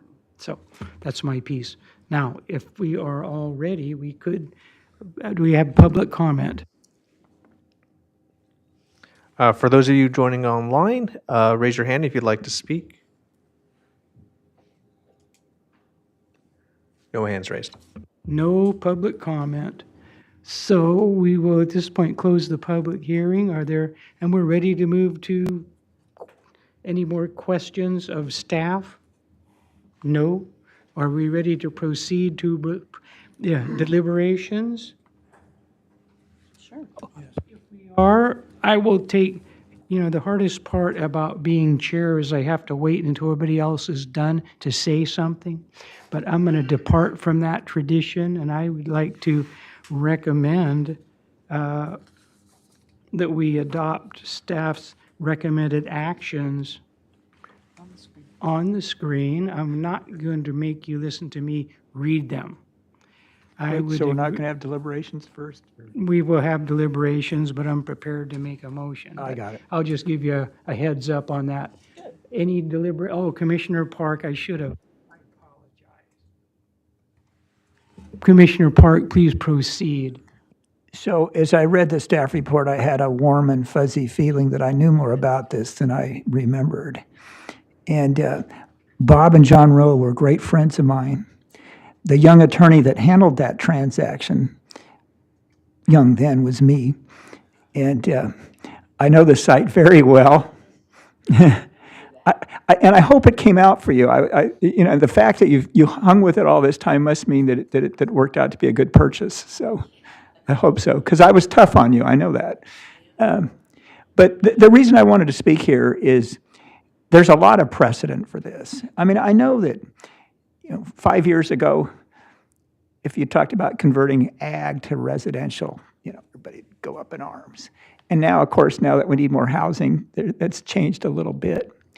But, from representing the Rose, and I also represented the whole Santa Barbara International Orchid Show. I did the legal work to create it. And so I got to know all these growers. And a very big piece of the orchid industry then were people like the Rose, who were essentially hobbyists themselves. And Bob Rowe loved to create new varieties and things. And they enjoyed it because they were hobbyists. A big part of their market were other hobbyists, okay? And then they would also sell to the flower industry, which really wasn't cut flowers. But nowadays it is, and it's big time outfits from South America and other places. And the kind of growers that were like you and Bob Rowe and John Rowe kind of disappeared. And the reason I say it's not a precedent is because there were properties kind of this size with greenhouses that dotted Goleta and dotted Carpinteria. They're all over. And they've all gone out of business, and they've all converted to housing, or something's happened. So there's nothing alarming here. I just think it's amazing you held out this long. And so I just hope everybody realizes this. And I totally support your application. And I do want to come by and visit. I'll even bring lunch. All right. On a Monday. Commissioner Ford. Thanks very much. I don't have much to say. I can't say that when I reviewed this, I had a warm and fuzzy feeling, but I actually had bittersweet feelings because we've all seen what has happened to agriculture and to flower growing, and particularly orchid growing in California over the past number of years. I think slide number 5 tells the story. This is a smart change, and so I support it too, and will be happy to second a motion should it come. Any other? Commissioner Cooney?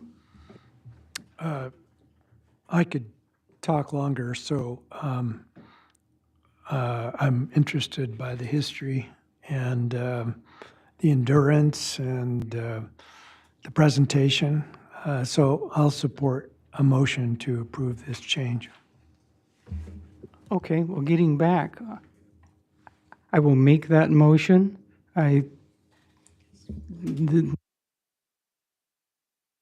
Sorry, second, I just wanted to see if Mr. Martinez wanted to speak, but he doesn't. So second the motion. Okay, Mr. Cooney, Mr. Villalobos, sorry, could we please take a roll call? Commissioner Cooney. Aye. Commissioner Ford. Aye. Commissioner Park. Aye. Commissioner Martinez. Aye. Chair Reed. Aye. Motion passes 5-0. Thank you. Thank you. Hope your orchids grow well. Yeah.